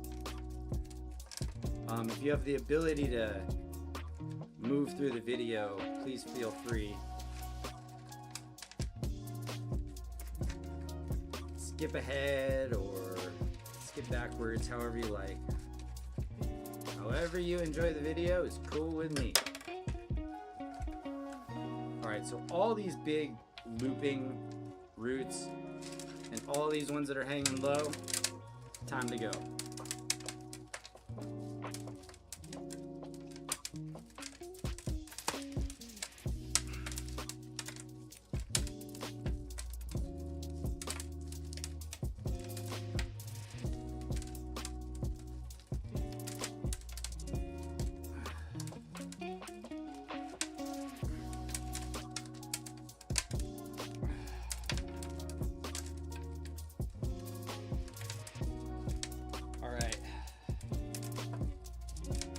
I'm getting a pretty strong idea of where I need to start doing some cuts. So let's begin. First off, we're gonna go boom right there. And I'm just gonna start cutting kind of in a loop around all these real outer and lower. We're going on a campaign.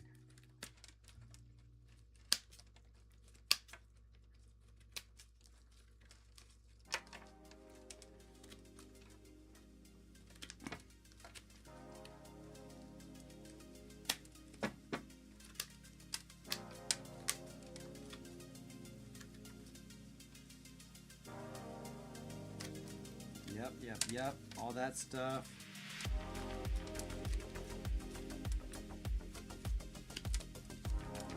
All this stuff that's obviously way outside the root mass.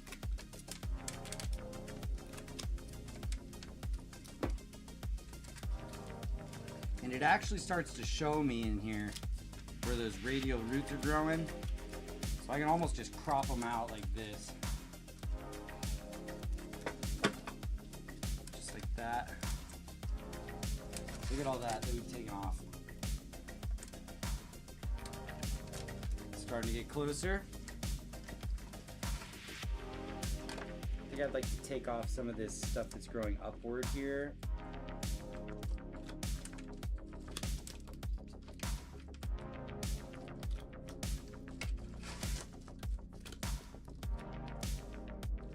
And then I'm just more targeting the big ones when I start getting closer to the middle here.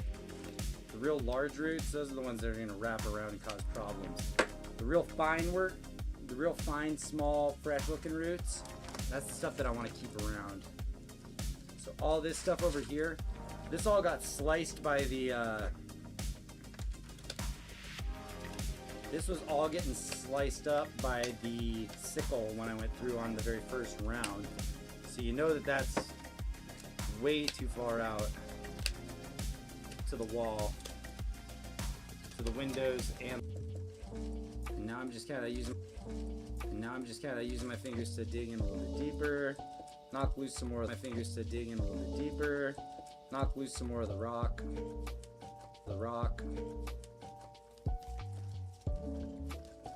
So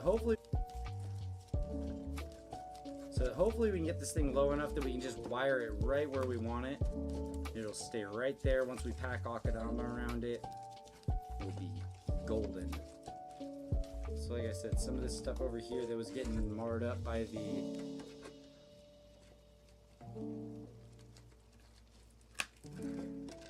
initial trimming needs to go. Any of this stuff, it's just got black muck stuck to it. Okay. Alright. I think that that's pretty appropriate. We've taken about, I wouldn't say a third of the root mass. I wouldn't say a third, maybe a quarter. And we could even go a little bit deeper, but what I want to do is tuck everything inwards to give it a good chance. Nice, good chance of survival here. Good. Alright. I'm feeling pretty good about this. So what I'm going to do is just drop this in some water here. A little water in the bottom there. And I'm also going to sprinkle it with some water real fast.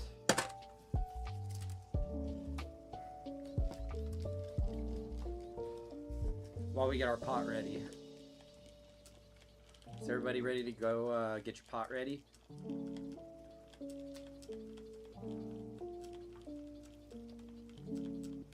Everybody get your pot ready.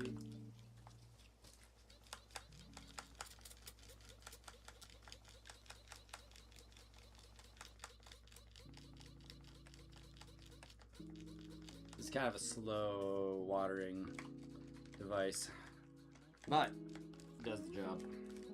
Should just dump it on top, but for this first we'll just do a spritz, and then as time goes on we'll give it more water. Okay, you guys are about to get the whole experience. If you've never potted a bonsai before, hopefully this will be a root to done experience for you to check out. Alright, here we go.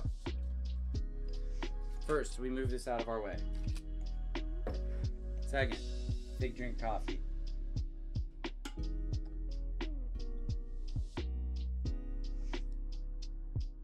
Okay, our basin. Here's our basin. It's pretty dirty. There's a little bit of cleaning I can do to it, but I don't want to focus on that too much. I had a scrubbing pad, but I don't seem to see it. That's okay. It's gonna get dirty no matter what, so the only thing that I'm gonna probably do is take a razor to some of this calcium that's on it. Some of it makes it look rustic and nice, and some of it just starts getting a little too heavy. So I'm just scraping away calcium from hard water. Probably lime in there.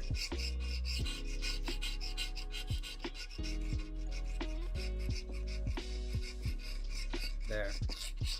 Just for some color consistency. Leave it where I want it so that it looks a little bit worn and old, but not sloppy. So that's some easy stuff there. These are my dirty razors for work like that. Okay, real quick, we gotta put in some screen. How we will usually do screen is with a little piece of wire. I had one sitting around here. I'll cut one. Whatever, this wire's fine. Some of my better wire. I didn't want to use it for a little bow on this, but that's fine. I don't really need that much of it. So just chunk off a little piece like that. And then usually what people want to do is the bow tie technique, I believe. Where you go down. on either side like that. Ooh, I might have cut it too short for this.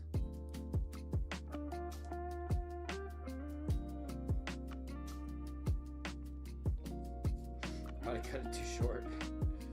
Oh well, I can get this to stick with this one piece of wire. Just a sec.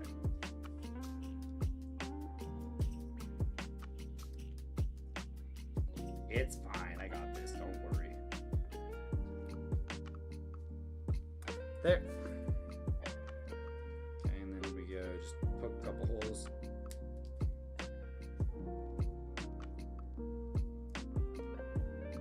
I like to poke these in a spot in the mesh where I know it's gonna hold in a good position for me underneath. And the reason you want to kind of make a bow shape is just to try and like hold as much of the surface area. So I don't really make a bow, kind of make an S, make like a little S curve. It'll work once it's inside. So there we go. Just pop that in the basin. Bada bing, bada boom.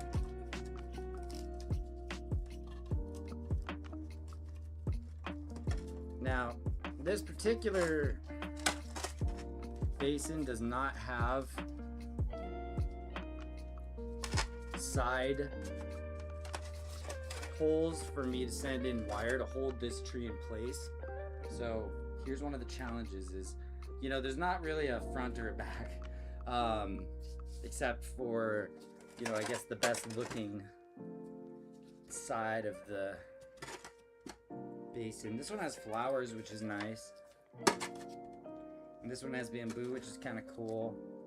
I'll stick with the flowers, I suppose. So flowers in the front. We're doing flowers in the front.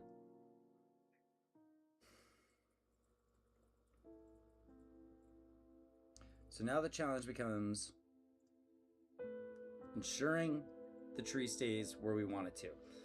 These stones may come in helpful.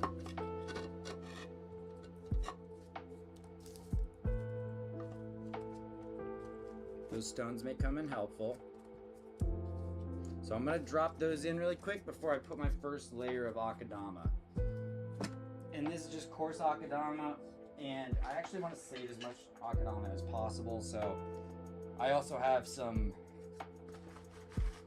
just kind of coarse like landscaping bark that I'm putting in here at the bottom. And then we'll put akadama so that it drains really nicely.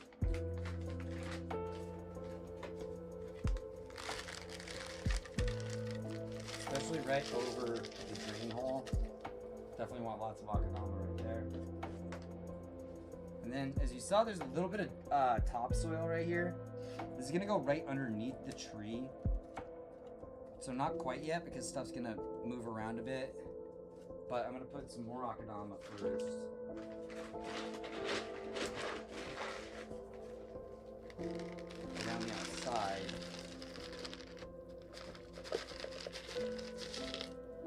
Layered with more of the bark to kind of cut it and save myself some of the akadama because I don't want to use too much on every tree or else I'll run out really fast. And I don't always have access to it. So some bark is totally fine. Especially if it's good bark like this. This is good stuff. It's even some of the finer mulch mix right there. Okay. Let's see, what other materials do I have in here to work with? I have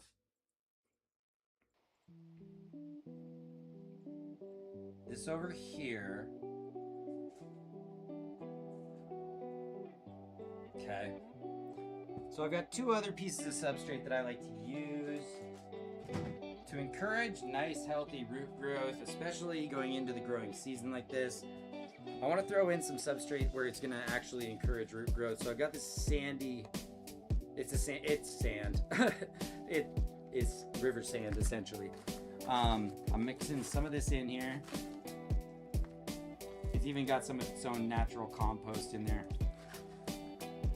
So some river sand, but you can still see there's a really high, bit of that akadama. Can you guys see all that? Even as I'm mixing it up, the akadama knife makes itself very present there for lots of drainage. Okay, so you know the bottom of this tree is probably gonna go pretty low. Let me put akadama down here, and I'm gonna pull that stone that I put. We'll keep that out and just go straight layer of akadama and then right into the root mass, and we'll see if we can get the root mass to fit in the way that we want with that stone right there. Again, just another little dusting of sand and a bit of topsoil that I have. This stuff has a lot of nutrients in it. It won't rot because, I mean, there's so much akadama. A lot of this, oh, this is bark. Hang on, I got dirt underneath it. There. Just some topsoil right here. One nice big handful of it. Just like right around where our main roots are gonna start. 1.5 handfuls, how about that? Again, mix it into the akadama. Make sure that this is gonna it's gonna come apart much easier next time because there's so much stone now in the soil mix. So now I'm pulling all of this up to the edges because this is a pretty large tree and a pretty large root mass. So that soil right back like that. Okay, that looks pretty good to me. Let's see how this looks.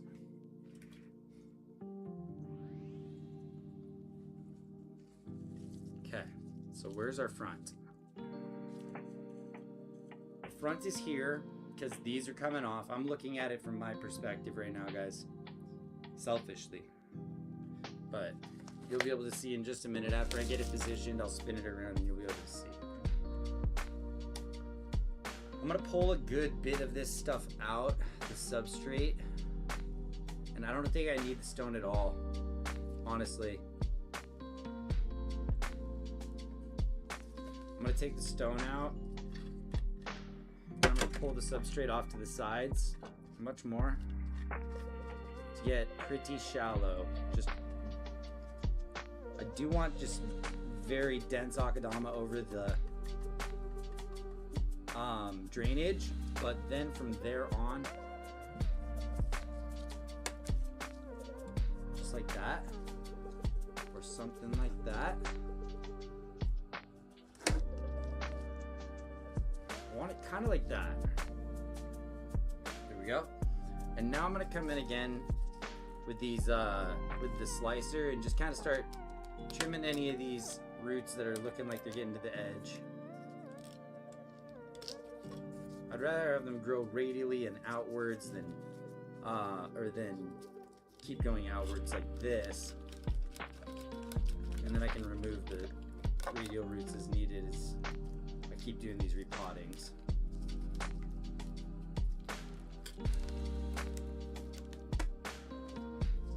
You know, I think I even want to take more of the root mass off.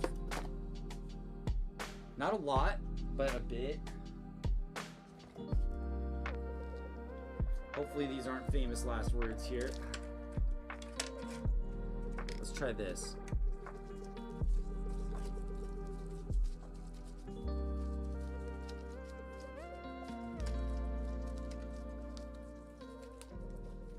Just the stuff that's really holding it up, like this root right here needs to go. There we go. Snapped right off.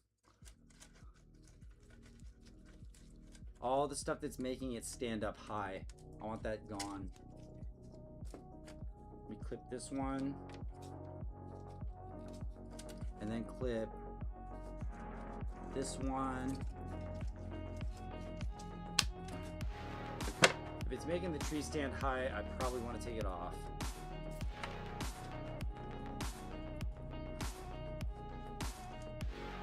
And this is just a stringy one that I've never been able to find the end of. Here we go. Finally got it. This one's breaking off right there. Okay. Now I'm just gonna come in with the pick one more time and try and get him as radial as possible again. This is my last chance before it gets Akadama stuffed into it and spread around. So I really want to open up this root area right here for lots of growth, especially if it contributes to more Nabari right here. So I'm breaking this up a lot. There's gonna be a nice little cave of Akadama inside of there where there used to be a rock.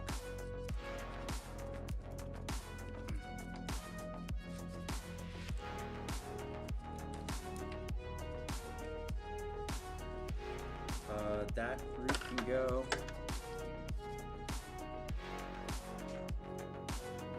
There, I actually got 2 in 1. And then there's one more here. Oh, that one's already been snipped, see? It's more of this outer stuff that's making a mess of everything. Okay, so now if I take the root ball and what's left of it and I tuck everything in. Tuck, tuck. I feel water squeezing out. There. All right.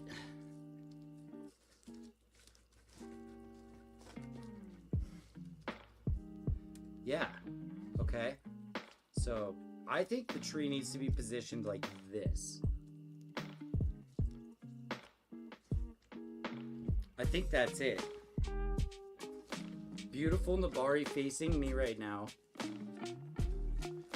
It's elevated perfectly.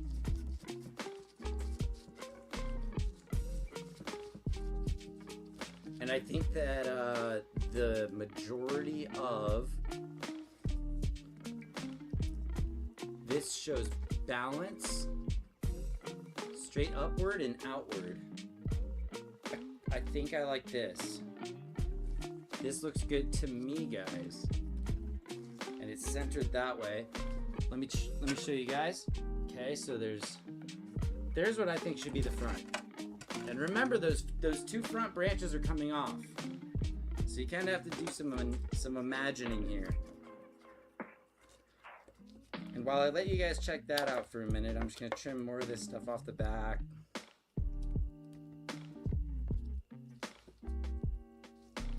This is on the back, so that can go. This stuff can go.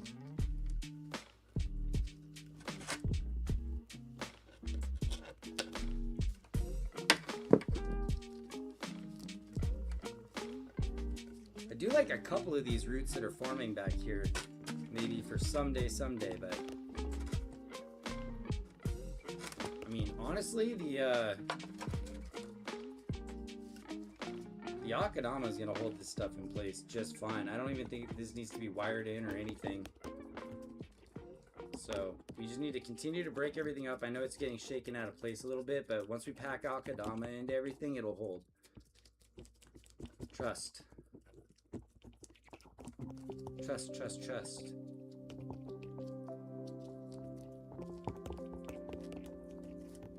Do you guys have fun with these? Is this stuff interesting to anybody? You like trees? You like mini potted trees? I sure do. It's one of my favorite things. This is gonna look really good. It's gonna look a lot better than it did.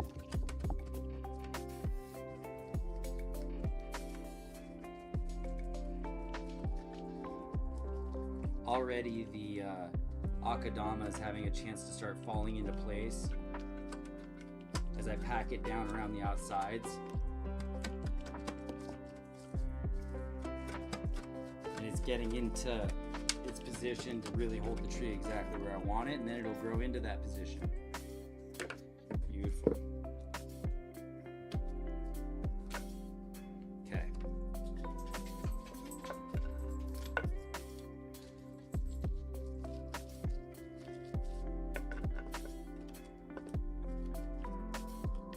I'm just trying to cut a flat mat here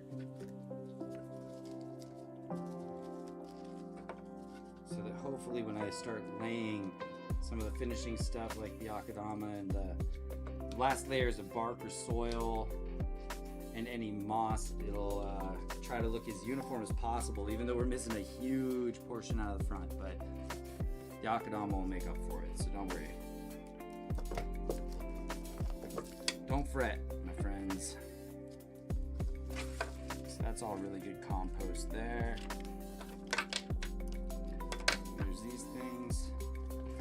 Okay, so one more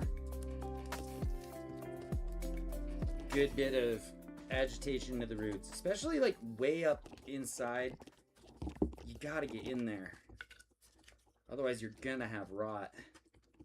I know it seems scary, but like I said, some people go in there with a drill, with a drywall bit, and they don't even care if they're busting through stuff. They are like, we need to aerate, and they're extremists about it. But I think that time and patience with one of these little plastic sticks is probably the nicest way of going about it.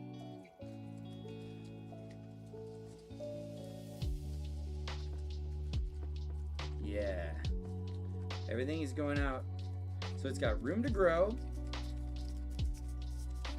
But as we know, we packed all of the lower stuff underneath, so it's just this upper radial that I'm trying to pull outwards, and then we can stuff akadama in, and it's gonna act as almost like its own wire system to just hold everything in place. All right.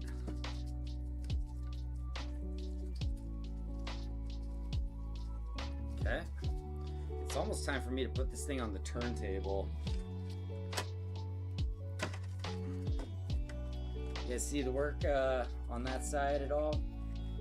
Hopefully you can tell. I'm impressed with the new camera. The lighting looks really good on it. This is my first supposed 4K camera.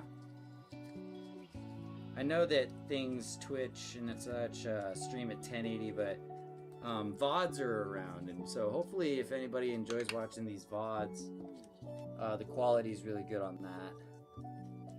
Okay, now these outer roots are starting to look a little dry to me, so I'm going to give it a spritz.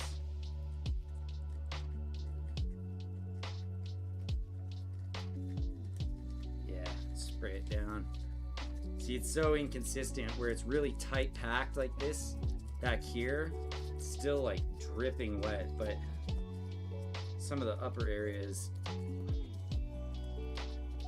or some of the outer areas over here rather, are really seeing some dryness.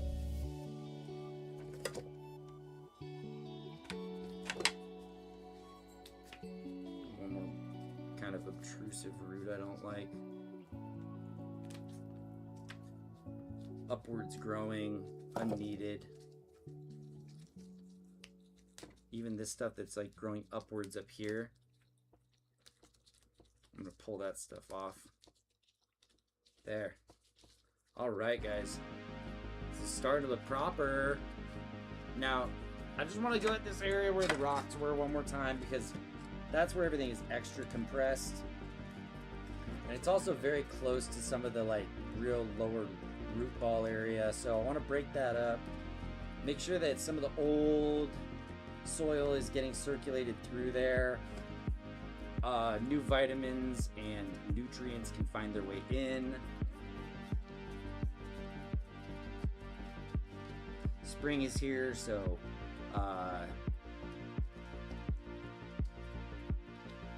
fertilizer baskets are on the way. I have them all here. I've got 50 fertilizer baskets, and I gotta fill up most of those with fertilizer.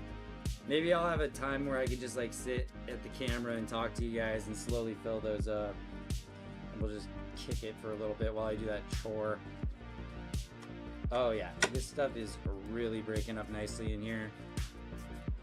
And it's showing a lot of roots that I'm wanting. A lot less of that stuff that I didn't want.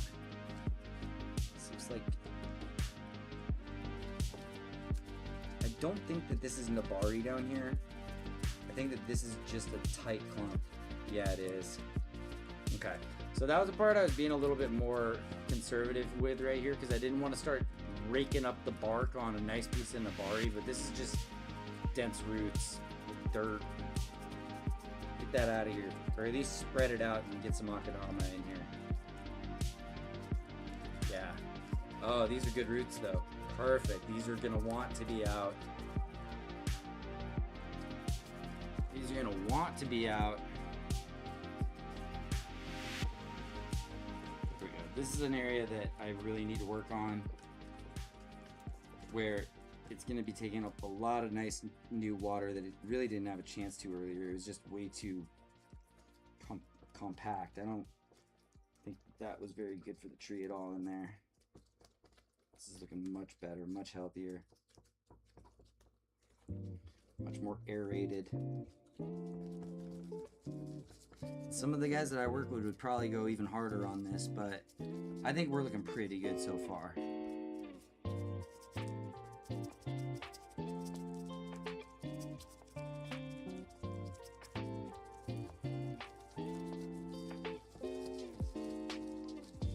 Okay.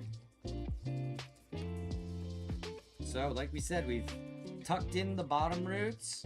We've created a radial root system. It's not too tall. It's nice and agitated so that it can take in new air and grow some nice healthy roots. It's gonna be receptive to spring fertilizer basket. And for the first time, gonna get a nice big dose of Akadama around it. I think it's really gonna like this season.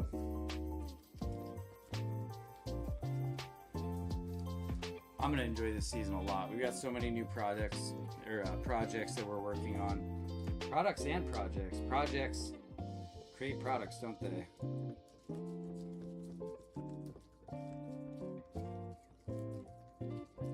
Alright, good. Yeah, this was the one area where I wanted to kick up some of the lower root mass to kind of fill in was where that rock was. And then this one more spot right here. Could almost be like a cave though. Could almost create a cave off the front end of this. Hang on a sec. Maybe I will put the rock back there.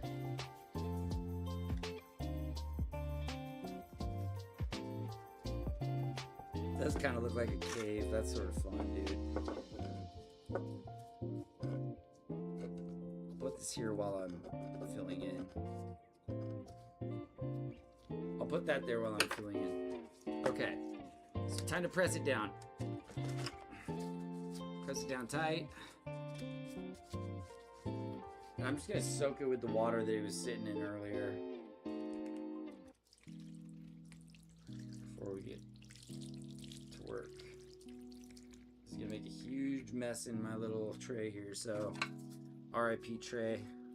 It's alright, it's all full of compost for the most part. Anyways.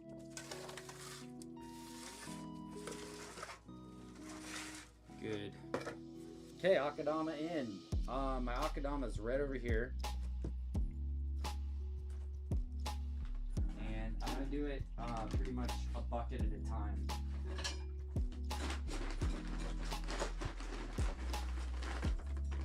I think this is the safest way for me to do it without dropping rocks all over my floor. Hopefully.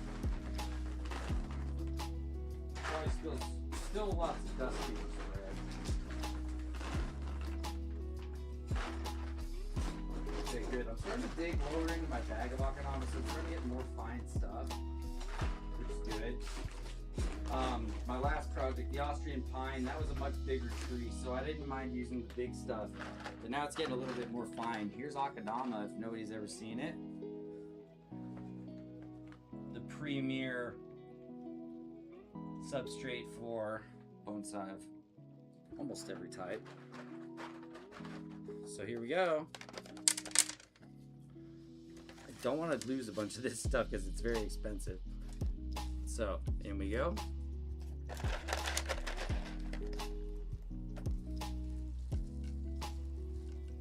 And like I said, I didn't even have to wire this tree into place. Just the shape and everything kind of fell into place where think it needs to move over just a tad. Let me see.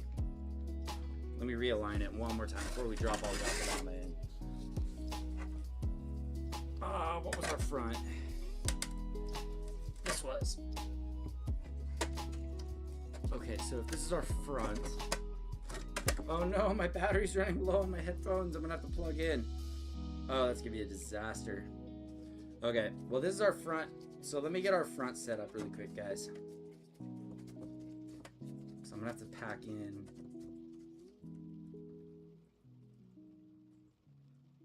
Actually, you know what? If that's gonna be off to the side, we don't want that. If anything, it should go here. So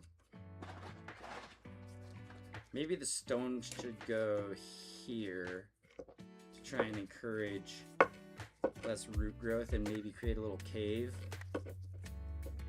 Nah, I'm just gonna leave the rocks out for right now. Let's not make things more complicated on ourselves. Plus my headphones are dying, so I don't know how much longer I'm gonna be able to go before I'm gonna need to plug in my headphones, and that's gonna suck. I hate doing that. Bluetooth. Alright, a little bit more here.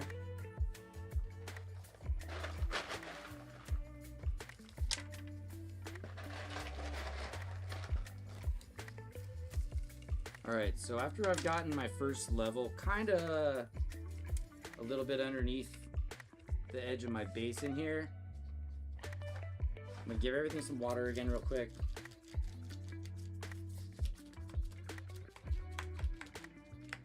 So nothing up top dries out or anything like that.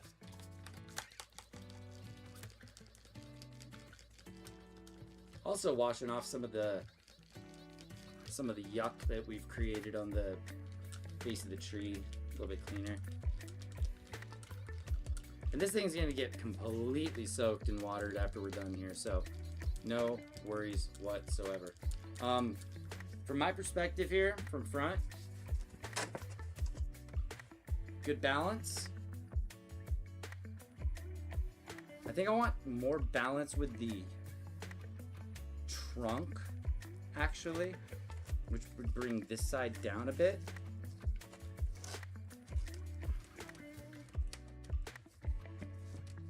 More like that.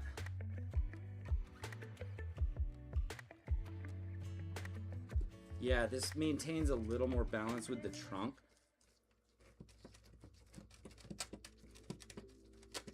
So I'm just gonna start packing this side first, nice and tight, there.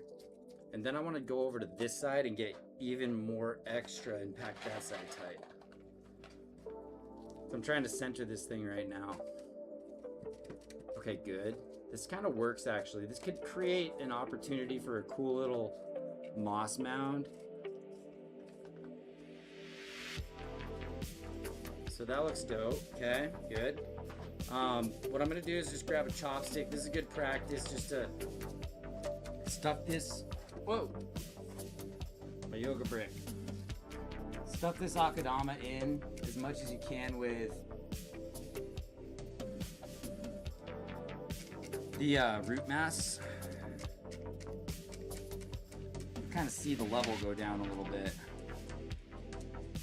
I'll do it with my hands as well, but the chopstick is good for getting it kind of into the roots that we've just broken up. You really want to go kind of down and under almost, if that makes sense. And you're also creating a nice solid foundation so this thing doesn't move around on you.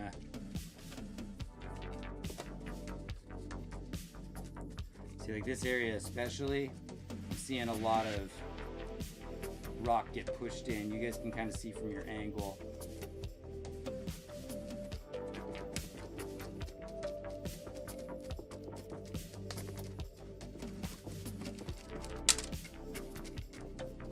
Okay. So what I'm going to do now is give it another layer of a bit of sand.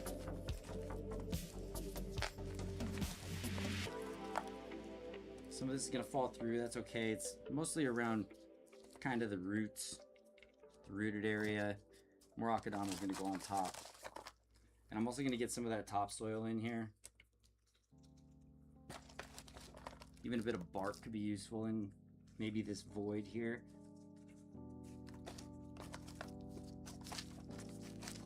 Yeah, maybe I'll put a little bit of bark in the cave, so-called cave back here.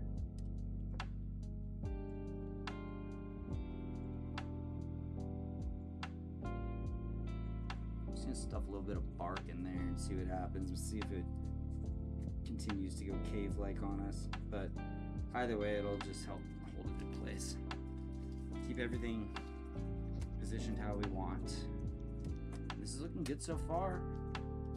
So, we're gonna mound more akadama as high as we can, and then we'll cover it up with its moss again so that the akadama doesn't fall down. And then we'll be done. Tiny bit of landscaping here. We want to make a nice even slope up towards the middle if we can. So I've got some area back here that I'm going to throw a little bark. Both to help keep that moisture around these roots and also just as backfill.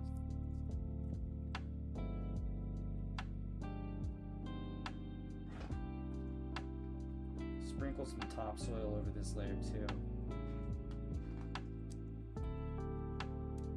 This is all gonna wash in, so don't worry about that.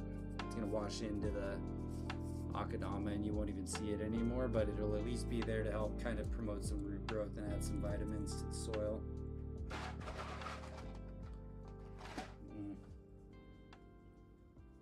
Let's see from my side, this is gonna need even a bit more backfill. Okay, that's good. This is all around this really nice nabari here, so I'm gonna get a nice solid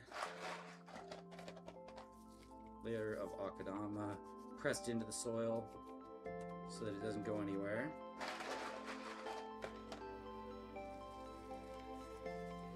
And again, I'm just gonna start piling it from the top and letting it fall down. Kind of superimpose on itself. Another handful of dirt for this area, because that part was root deprived since there was that big rock sitting in there. I'm not going to go for any type of cave formation. I want just a nice smooth elevation climb as evenly as I can, and I might even need to take this and like strap it down.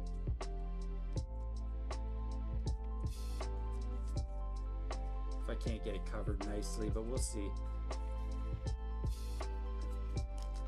Again, pressing it in is the only way to go. You got to press it in either with your hands or a chopstick to make sure that it fits in nicely with everything else. And ideally, this is going to be the top layer that you can actually see, if not for moss that gets put on. Some folks would probably chastise me for using too much topsoil around this root mass, because they might say, why'd you remove all that dirt if you're just going to put in all that? It's fresh dirt this time, and also I want to make sure that it's getting the moisture it needs right at that central root area, because that's something that can get really risky, and I'd rather just not push my boundaries further than I have to, because I don't want to lose this tree at all. This is going to be a mix of some of the more fine stuff as well as some of the harder coarse. There, now just a little bit of fine left. So if we go all the way around the nabari and let it fall as it does, let's see how we come out.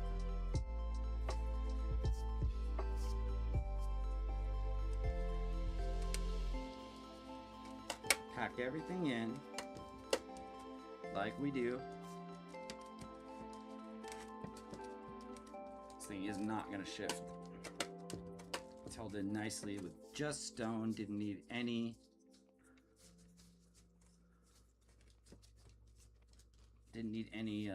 wire whatsoever to hold this one in place. Excellent. I want this nabari exposed up here. I don't want it getting covered with moss. So I'll have the stone going straight up to it, but that shows me where to end any moss coverage that we stick back in. But the moss could look good around this side. So I'm gonna use some of the more fine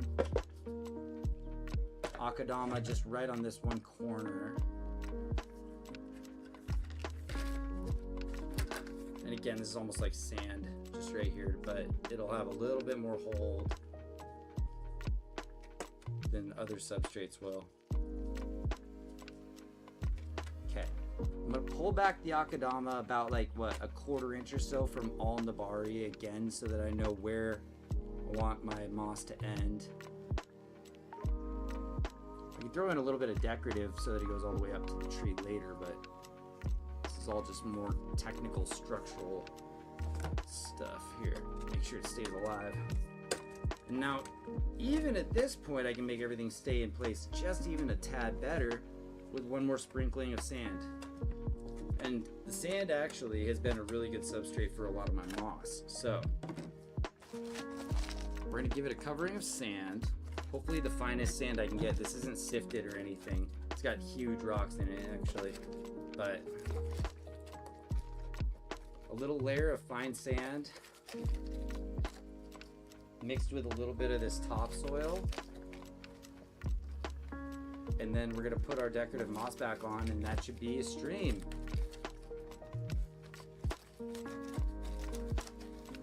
Another long day of work.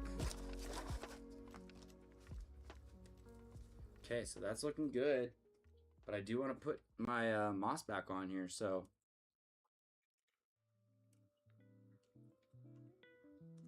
taking it from the top with a bit of sand, trying to remove the big impurities, because the sand's gonna pack in between the akadama and hold it in place, in theory. I'm not overloaded.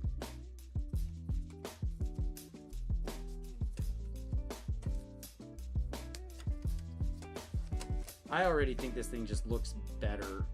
It was so overgrown.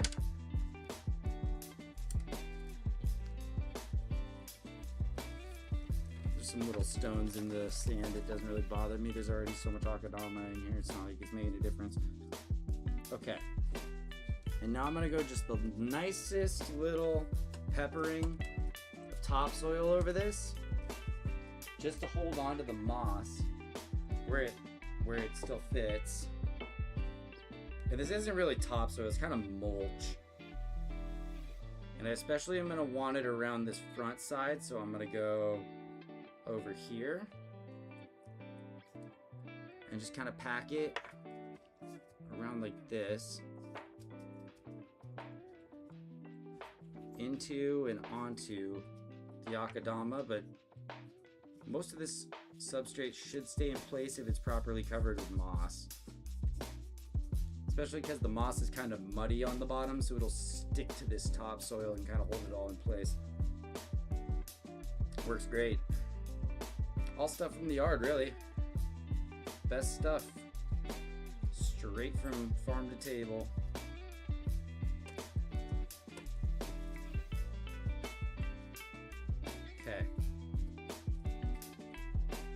Side is looking just about ready for a little moss.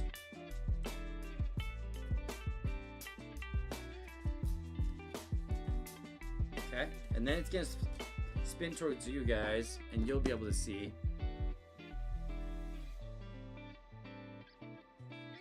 Just wet everything down.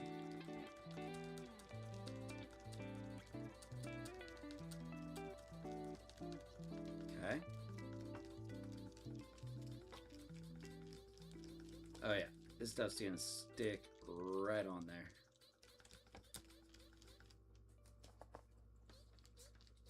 Okay. So we can start replacing all of the native moss that came off this tree originally. We're gonna kind of just patch it back together as best we can. There was no real way to perfectly reform it. Just because of how it was removed. So, this patch could probably go up here and leave a nice little strip there. Okay, we can do that. Okay. If I had a little more sphagnum, I would use that instead of this topsoil. Because sphagnum moss works great, but I don't have much of that at all, so we're making it work with what we got. Okay. This is lining up pretty good there. As long as I can find the right piece to patch in.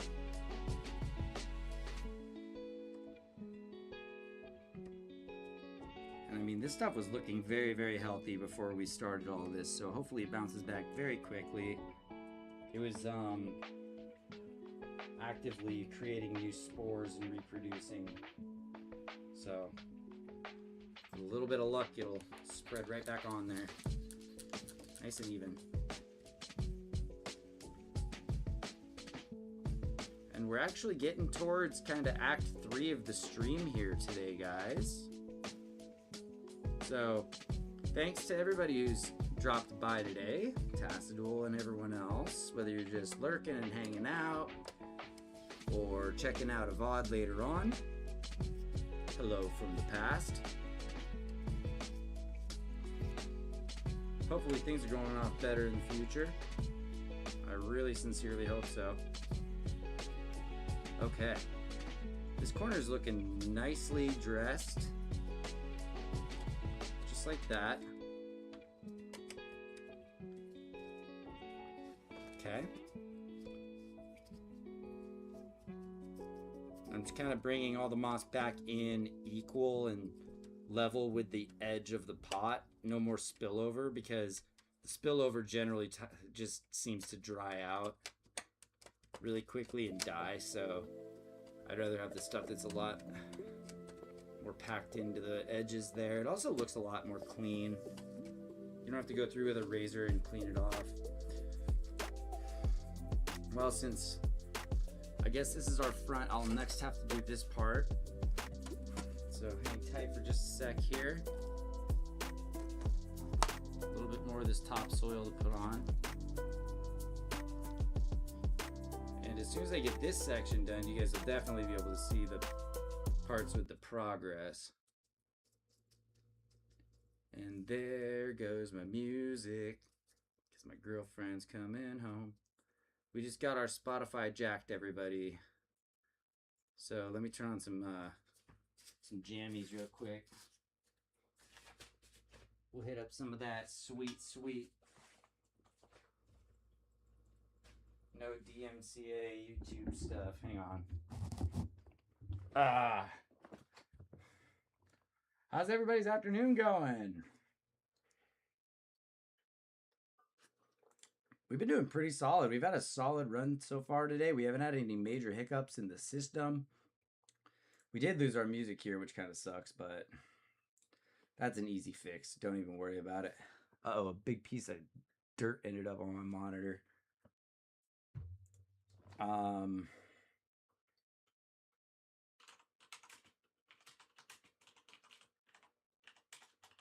And we are almost done, guys. Like I said, we're just closing in on the very end, so let's try and just get a little bit of music from here. There we go. While we close out this project, we're almost there. Dang, we almost did it before she got off work.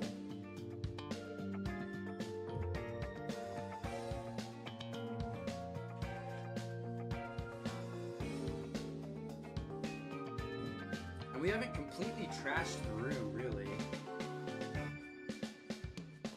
Things are looking pretty good in here so far. On the ups.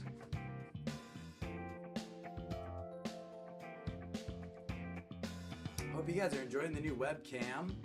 Oh, that stupid thing is like right in the worst place. That's very annoying on OBS.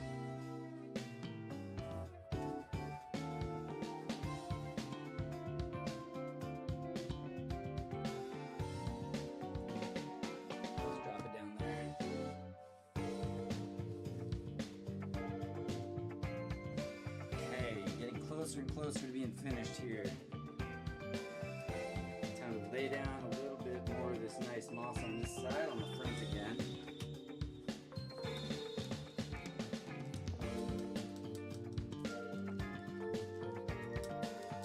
This tree looks a lot better after being, I guess, freed a little bit. That lower Nabari was really being persecuted by the moss and overgrowth. So the liberation has been beautiful. So I just gotta pull a couple of these leaves out. Ugh. Old dead leaves stuck in the mulch. Found its way into the moss. Oh, see that part just popped up. Oh, I had it so nicely tucked. Okay, there. Give it another wet down, yes.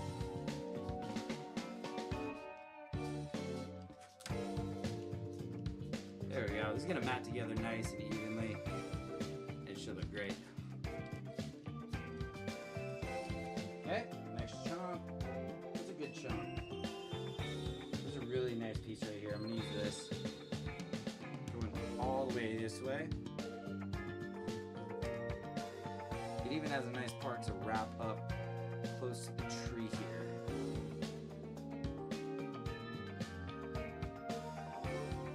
Oh, you know what? It's gonna fit perfectly like this. And then I can just remove this spot and put it right here.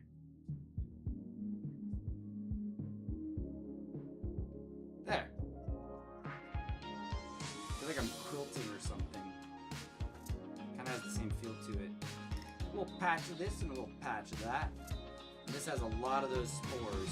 So from here, it should spread really quickly in any direction and really just help the whole thing grow in a lot of new, fresh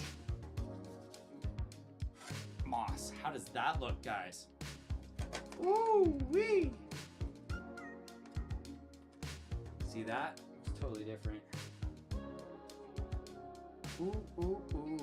But I do keep finding myself in need of a little tiny bit of topsoil. There's a lot of bark in this bucket too, which is kind of annoying. Alright. And again, I would use sphagnum, but this topsoil mulch mix is probably the second best thing I've got to grab onto all of this moss that I'm trying to reintroduce. It's doing a good job so far. I'm pretty happy with it. And after I soak everything down, it's going to get even more stuff. Alright, so we got a couple more patches here. So we got a pretty big gaping area here. I wonder if this is best to leave just watered down so that the moss can spread. We'll have to see. This could be one of the spots where I'm better off putting down some of the sludge that I make with lots of spores that grows moss real fast. But I mean, this is the backside, so it's not quite as crucial visually. Let me take another look at the front.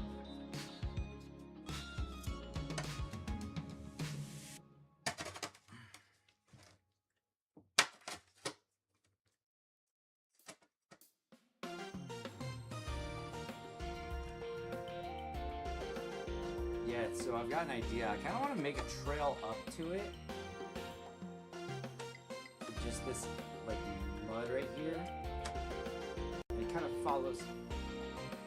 Uh-oh, just lost my headphones. So no more music for me. Oh well. I'll have to live without them. We're closing up anyway pretty soon here, guys. If any alerts go off, I won't hear them though. So apologize if I miss any alerts. Let's see, I got some good stuff to spread here.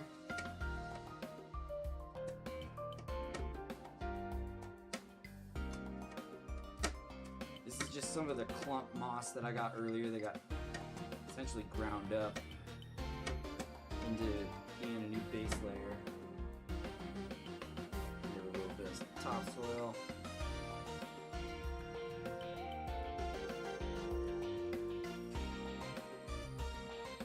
I'm just gonna go for consistency rather than style here.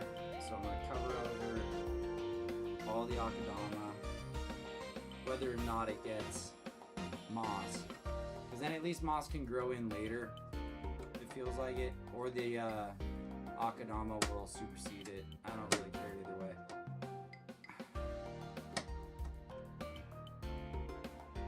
I'd like it if it just grew in on its own. That's kind of the idea. So leave some parts like that, and then I'm just gonna get one more angle here with the primo stuff. It's kind of the most premium moss on this side. Best looking stuff. Big patch of it. Yeah. Okay, so I'm gonna stick this one right here, going around the other end of our nabari, but not all the way up to it. Matter of fact, this is just going to cover the lower end.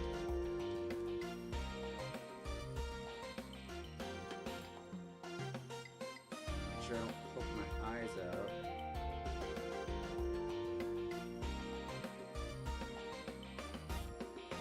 Okay, so this little chunk can go in here. And then this seems to be a good long bit there that can go in.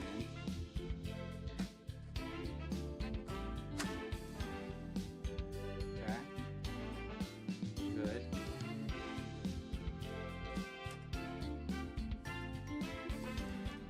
God, this tree looks so much better already.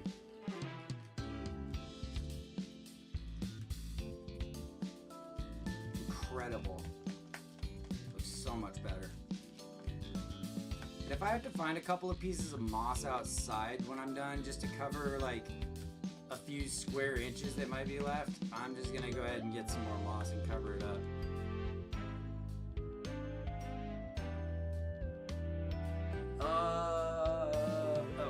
Okay. Alright guys, we are closing in on the end here. Like I said, we're very, very, very close to being finished for today's stream, but I've really liked having all of you along for the ride.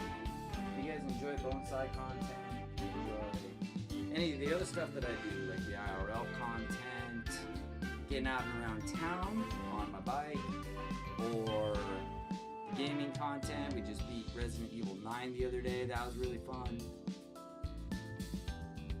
Please consider dropping a follow on the channel as we continue to grow the, I guess, variety of things that we do continues to grow, because that's what this channel's kind of become, is more of a variety channel. Oh hey, you got in here right at the end, Hexy. Very, very end right now. I'm just finishing up a job. How does it look? I'm just applying some moss. Yeah, we've only got about another 10 minutes or so. I'm throwing some moss on here, then I gotta take this thing outside and get it some water. I've been working on it for, I don't know what my uptime is. I can't see from here. A few hours though. Whoop. How are you doing? We've had a couple of friends drop through today. We saw Tassadol earlier. We got Hex in here now. Hopefully some folks are taking advantage of those gift subs from Brian TV. Some gift subs went out earlier this month, so a few people could be watching without ads right now if you felt like it. Thank you to Brian TV for those. You're good, just chilling with your cat. Aw, nice. That's awesome. I'm chilling with Mally. She's laying right in front of me, actually. She's just napping out. Her mom's gonna be home in a few minutes, so she's about to go freak out at the front door in like probably 3 minutes or less. And by the way, my headphones died, so I can't hear any alerts or anything. I'm having to just glance up at OBS to see what's going on. So I'm sorry if I miss any chats for very long. Or anything else. Oh, this is such nice moss. Okay, so I've really got to cover the bottom part first. So right there. That looks pretty good.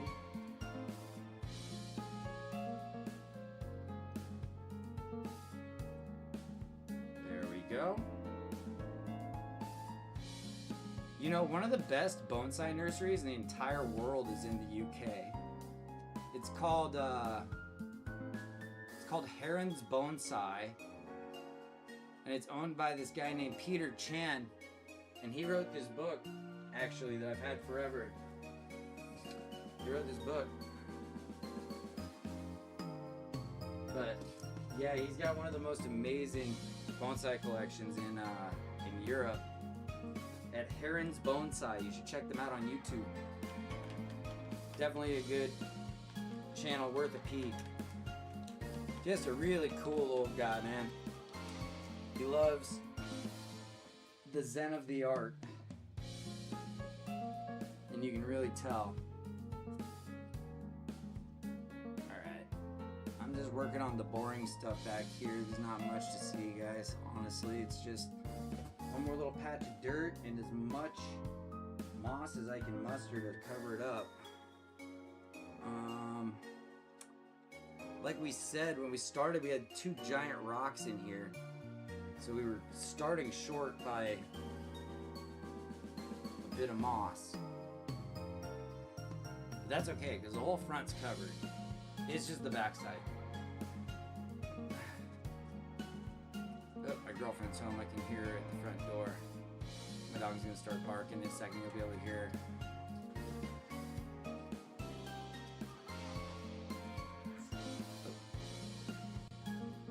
Do you hear? It's like, hello, Hallie. Alright. So this part's just about wrapped up. Ugh.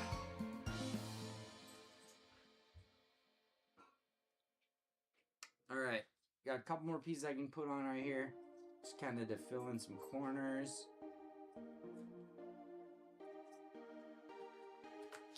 What's up, boo? Hey. I'll be done with this in 1 second. Yeah, definitely hoping that this spreads over this direction. It should. Really quickly. Especially... Oh, sorry. I just walked back in. Trouble because the door's open.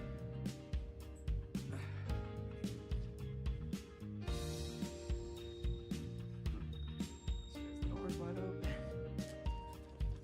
I know, I was just up there a minute ago. Alright. Man, I'm only short by like a few cubic inches of, or a few square inches rather of moss, but we got pretty good coverage on this side. I'm feeling pretty good about it. It's gonna grow in really fast too. And this is the back, so it doesn't really matter that much. So maybe I'll just pack a little bit more akadama onto the back for style. And we're gonna call it good. The last finishing touches. Tree looks so much better, and it's gonna be so much healthier. Oh shit, she dropped on my lap. Come here. Go from the upside. There we go.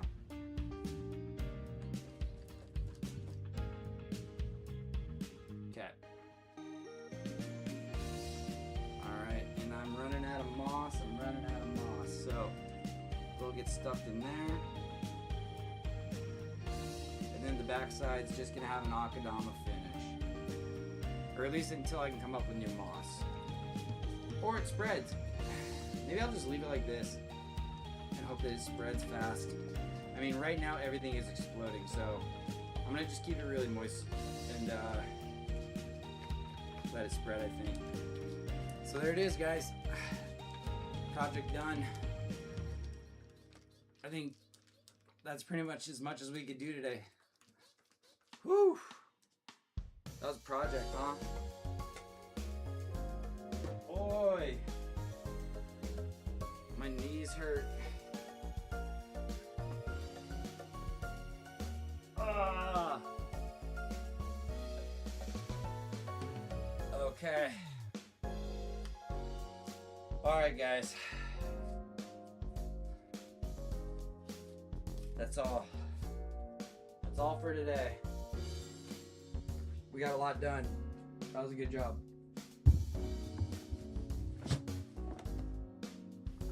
Final results, looking a lot better than it did. And it's got a lot of work to be done on it. So make sure and keep tuning in the rest of this summer for updates on all these trees. I'll let you guys know how this one's doing. After the first bloom, we're doing a couple of air layers. So you'll be seeing more of this one, but I think it looks a lot better. It's gonna grow so much more healthy in the new substrate. It really needed to get replanted. So thanks for coming through, Hexy. It was nice hanging out with you, even if it was just for a few minutes at the end there. Let's see. So to close off the stream, what do you say we go say hi to Arvo, who is playing Black Mesa?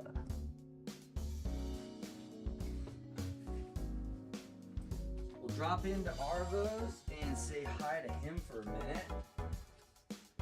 And then I gotta get this tree outside and get it underneath the hose. So I hope everybody enjoyed the stream today. Lots of tree stuff. Yeah, leaving. We're done. We're done with the project. There it is. I'm sore.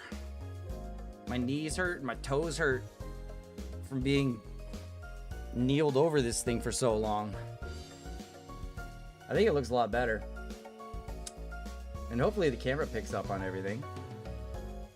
But yeah, thank you guys for being here. Do y'all feel like hanging out and going to Arvo's channel for a while? I don't think I'm going to play any games tonight. I was just trying to get at least a couple of projects done with the trees today. So I got the one cutting planted off of this thing to join the rest of the cuttings. And then we did our full repot, and that's a pretty good stream, I would say. Don't want to burn out all the trees too fast.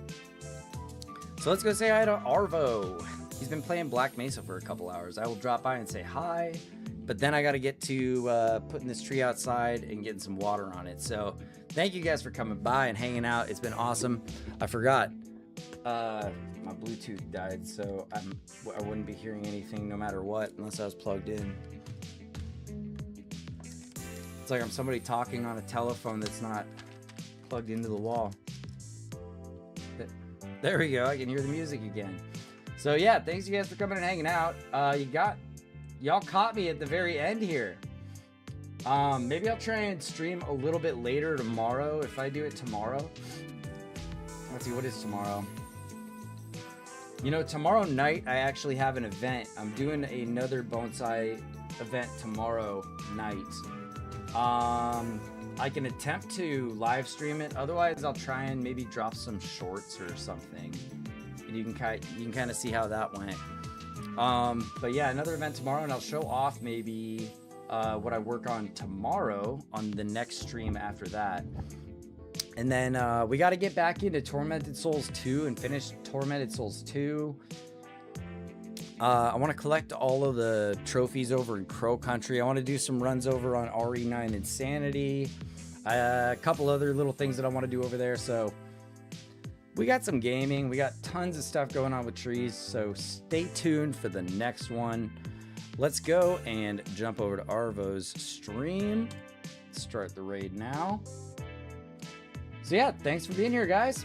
And enjoy your time over with Arvo. Say hi for me. And I will catch you soon. Love y'all. See ya.